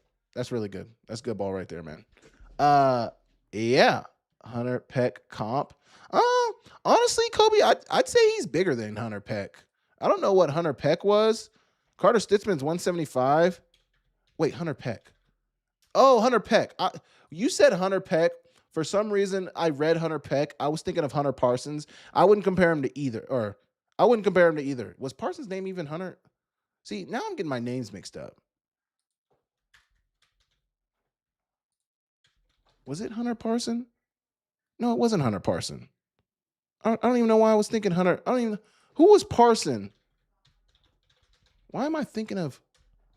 It was Hunter Parsons. Okay, I'm not tripping. When you said Hunter Peck, I thought of Hunter Parsons. I wouldn't compare him to either. I think he's kind of in a world of his own. Hunter Parsons was 6'4", 245. I just looked up Hunter Peck. Hunter Peck was 6'4", 6'2", 250. So neither of them are really a good comp for Carter Stitzman. But the reason I wanted to bring that up is because I think Carter Stitzman could be an impact player coming into this year. High motor dude, small school. Oh yeah. That actually, that's not bad. That's not bad. Small school guys coming into a bigger school with high motors. Yeah, absolutely. We'll see. But I think he's going to be a good player for South Dakota State. So I'm excited to see what he looks like. I'm absolutely excited to see what he looks like. And yeah. So one more thing I wanted to get into here before I log off. It's 8:30 out here where I'm at in Montana, which a lot of you guys are from Montana. I dropped a video, obviously, this past week talking about Pat McQuaid. And I know somebody jumped in my comments talking about Pat McQuaid. Yes, I understand Pat McQuaid will not be – well, I understand Pat McQuaid can return to Villanova, and I don't think we've heard anything about whether he will or will not be returning to give me my baby. Well, oh, that was a minute ago. I cannot say on whether or not he will be returning to Villanova, but I think at this point now it can be said that he has the ability to return to Villanova. Like, he can return to Villanova. Whether he will or will not is up to him, but I think he can now return to Villanova. So I think that's exciting for him. Obviously, when I was talking about it, I was going off Craig Haley's report that he had been denied his waiver. So that is all the information I was dealing with. I left on Friday morning, and after that, obviously other things had changed and the developments had all changed. So, could we see Pat McQuaid this year? I think that's a big addition for Villanova if they're able to get him. I think that'll be very exciting for him. But obviously that court ruling, to explain that court ruling a little bit, and actually I sent this in the Discord channel, so let's actually read Zach McKinnell's explanation of that court ruling and the biggest takeaways from that court ruling. It didn't pull up the tweet. Of course it didn't. Can we get the tweet pulled up? Thank you. So Zach said some big takeaways from this update. Class of 2022 players who didn't enter their names into the transfer portal during the portal window will not be able to transfer. Who didn't enter their names. So basically, yes, if you're a class of 2022 athlete, you have another year of eligibility, but you can't transfer unless you entered the transfer portal in January when the transfer portal window was open. You can only go back to the school that you were at. So unfortunately, if you ended on bad terms with the school you were at, that's just what it is now. You can't go back. You can't enter the portal to go to somewhere else. You got to try to return to the school you were at. Another thing, roster limits are unchanged, which means teams will not have much flexibility to add players before the season. If you guys remember, when the opt-in the House settlement happened, teams reverted to roster limits, no longer scholarship limits. So now they have a 105 roster limit. I believe there are still conferences who have scholarship limits in place, but roster limits is now the number that schools are governed by per the CSC, College Sports Commission. So with that in mind, schools already all have their roster limits set. So any players who are potentially able to turn back, can they? Does the school have a roster spot for you? Are they going to have to cut somebody, maybe cut a walk-on? I mean, somebody's going to lose an opportunity for one of these guys to come back, which is the unfortunate part about this. Thirdly, athletes who were 20 or older at the start of their 5 years are not eligible per the injunction. So basically, if you were 20 or older at the start of your 5-year window, so when you started college football and your window would have started, if you were older than 20, if you were 20 or older, if you weren't 19 at the time, 19 or younger at the time, your years are done. So say you were 20 and you were a 2020 class of 2022 athlete, but you were 20 when you graduated high school and when you were enrolled in college, your clock is done. Sorry. So basically that means they're going off that 19 timeline still. So despite class of 2022 athletes getting another year, this cut out so many athletes. If you weren't in the transfer portal, you're out. If your team doesn't have a roster spot, you're out. If you're 24, basically if you're 25 right now, your clock has run out. So if you're 20 when you graduated, you should be 24, right? Maybe 26. One of those, 25 or 26. If you're on the older end of the spectrum, you are out. So there's a bevy of players who, I mean, that just cuts a lot of people out. Now, I just saw that some players from Indiana have actually come back. I sent this in the Discord channel today, actually tonight. And so one report I saw online is right here. And it says, breaking, Indiana star defensive lineman Stephen Daly, who led the team with 19 TFLs, will return to the Hoosiers for his 5th year. Sources tell Pete Thamel. He is set to be eligible for his 5th and final year in the wake of the district court ruling in Colorado. And that goes right along the lines of this video right. Well, let me see how we can find this. They dropped a video about it basically, which is right here. Hoosier Nation, excited to get back to work. You need to get the audio right, but they were just trying to get the message out. Hoosier Nation, I'm ready to get back to work. So Kurt Signetti is adding a TFL leader from the 2025 season to his squad this year. That is absolutely insane. The fact that, hey, credit to them. The rich get richer. They just won a national championship. Now they're adding somebody from that national championship team. It's crazy out here. I just don't know how there are so many players to go around. I don't get it. I really don't have any much more to talk about. If you guys want to join the Discord channel, please go join the Discord channel. There's great things going on in the Discord channel. I'm sending things in for you guys to look at every single day on the Discord channel. And then obviously on my YouTube channel, if you guys aren't subscribed to the YouTube channel right now, subscribe, leave me a like on this video, comment down below. I'm dropping new videos every single day. I'm trying to drop videos every day. Obviously when I go out of town, that can kind of hurt things.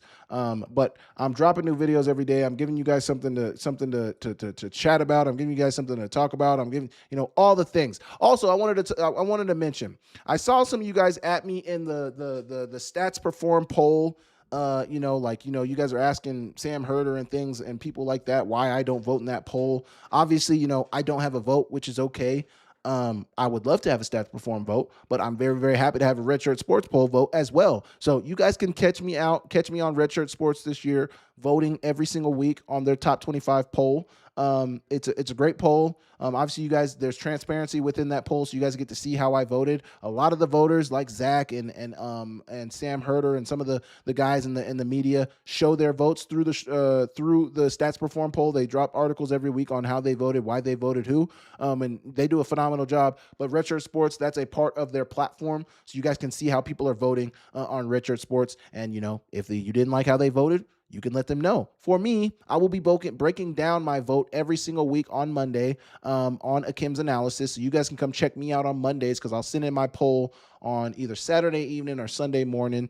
And then after I do that is when I will go through it on Mondays. So make sure you guys tune in for that when I go through my poll. Last thing I wanted to show, AJ Pena, actually, as we're talking about eligibility, he posted this picture this week, and in the comment section was Marquise Buchanan showing a picture of them holding up the CAA championship trophy. Obviously, they're back-to-back CAA champions in that conference. They're looking to get more playoff success. Hopefully that comes for them. But if they are able to get somebody like AJ Pena back, that is a great addition for them. Absolutely great addition for them. We'll see if it's even possible, but exciting development for Rhode Island potentially for them to get one of their all-conference, all-American players back on the roster. Thank you guys so much for tuning into the channel. I want to appreciate you guys a ton. Let me know what you guys think about everything in the comment section down below, and I will catch you guys next time. See you later.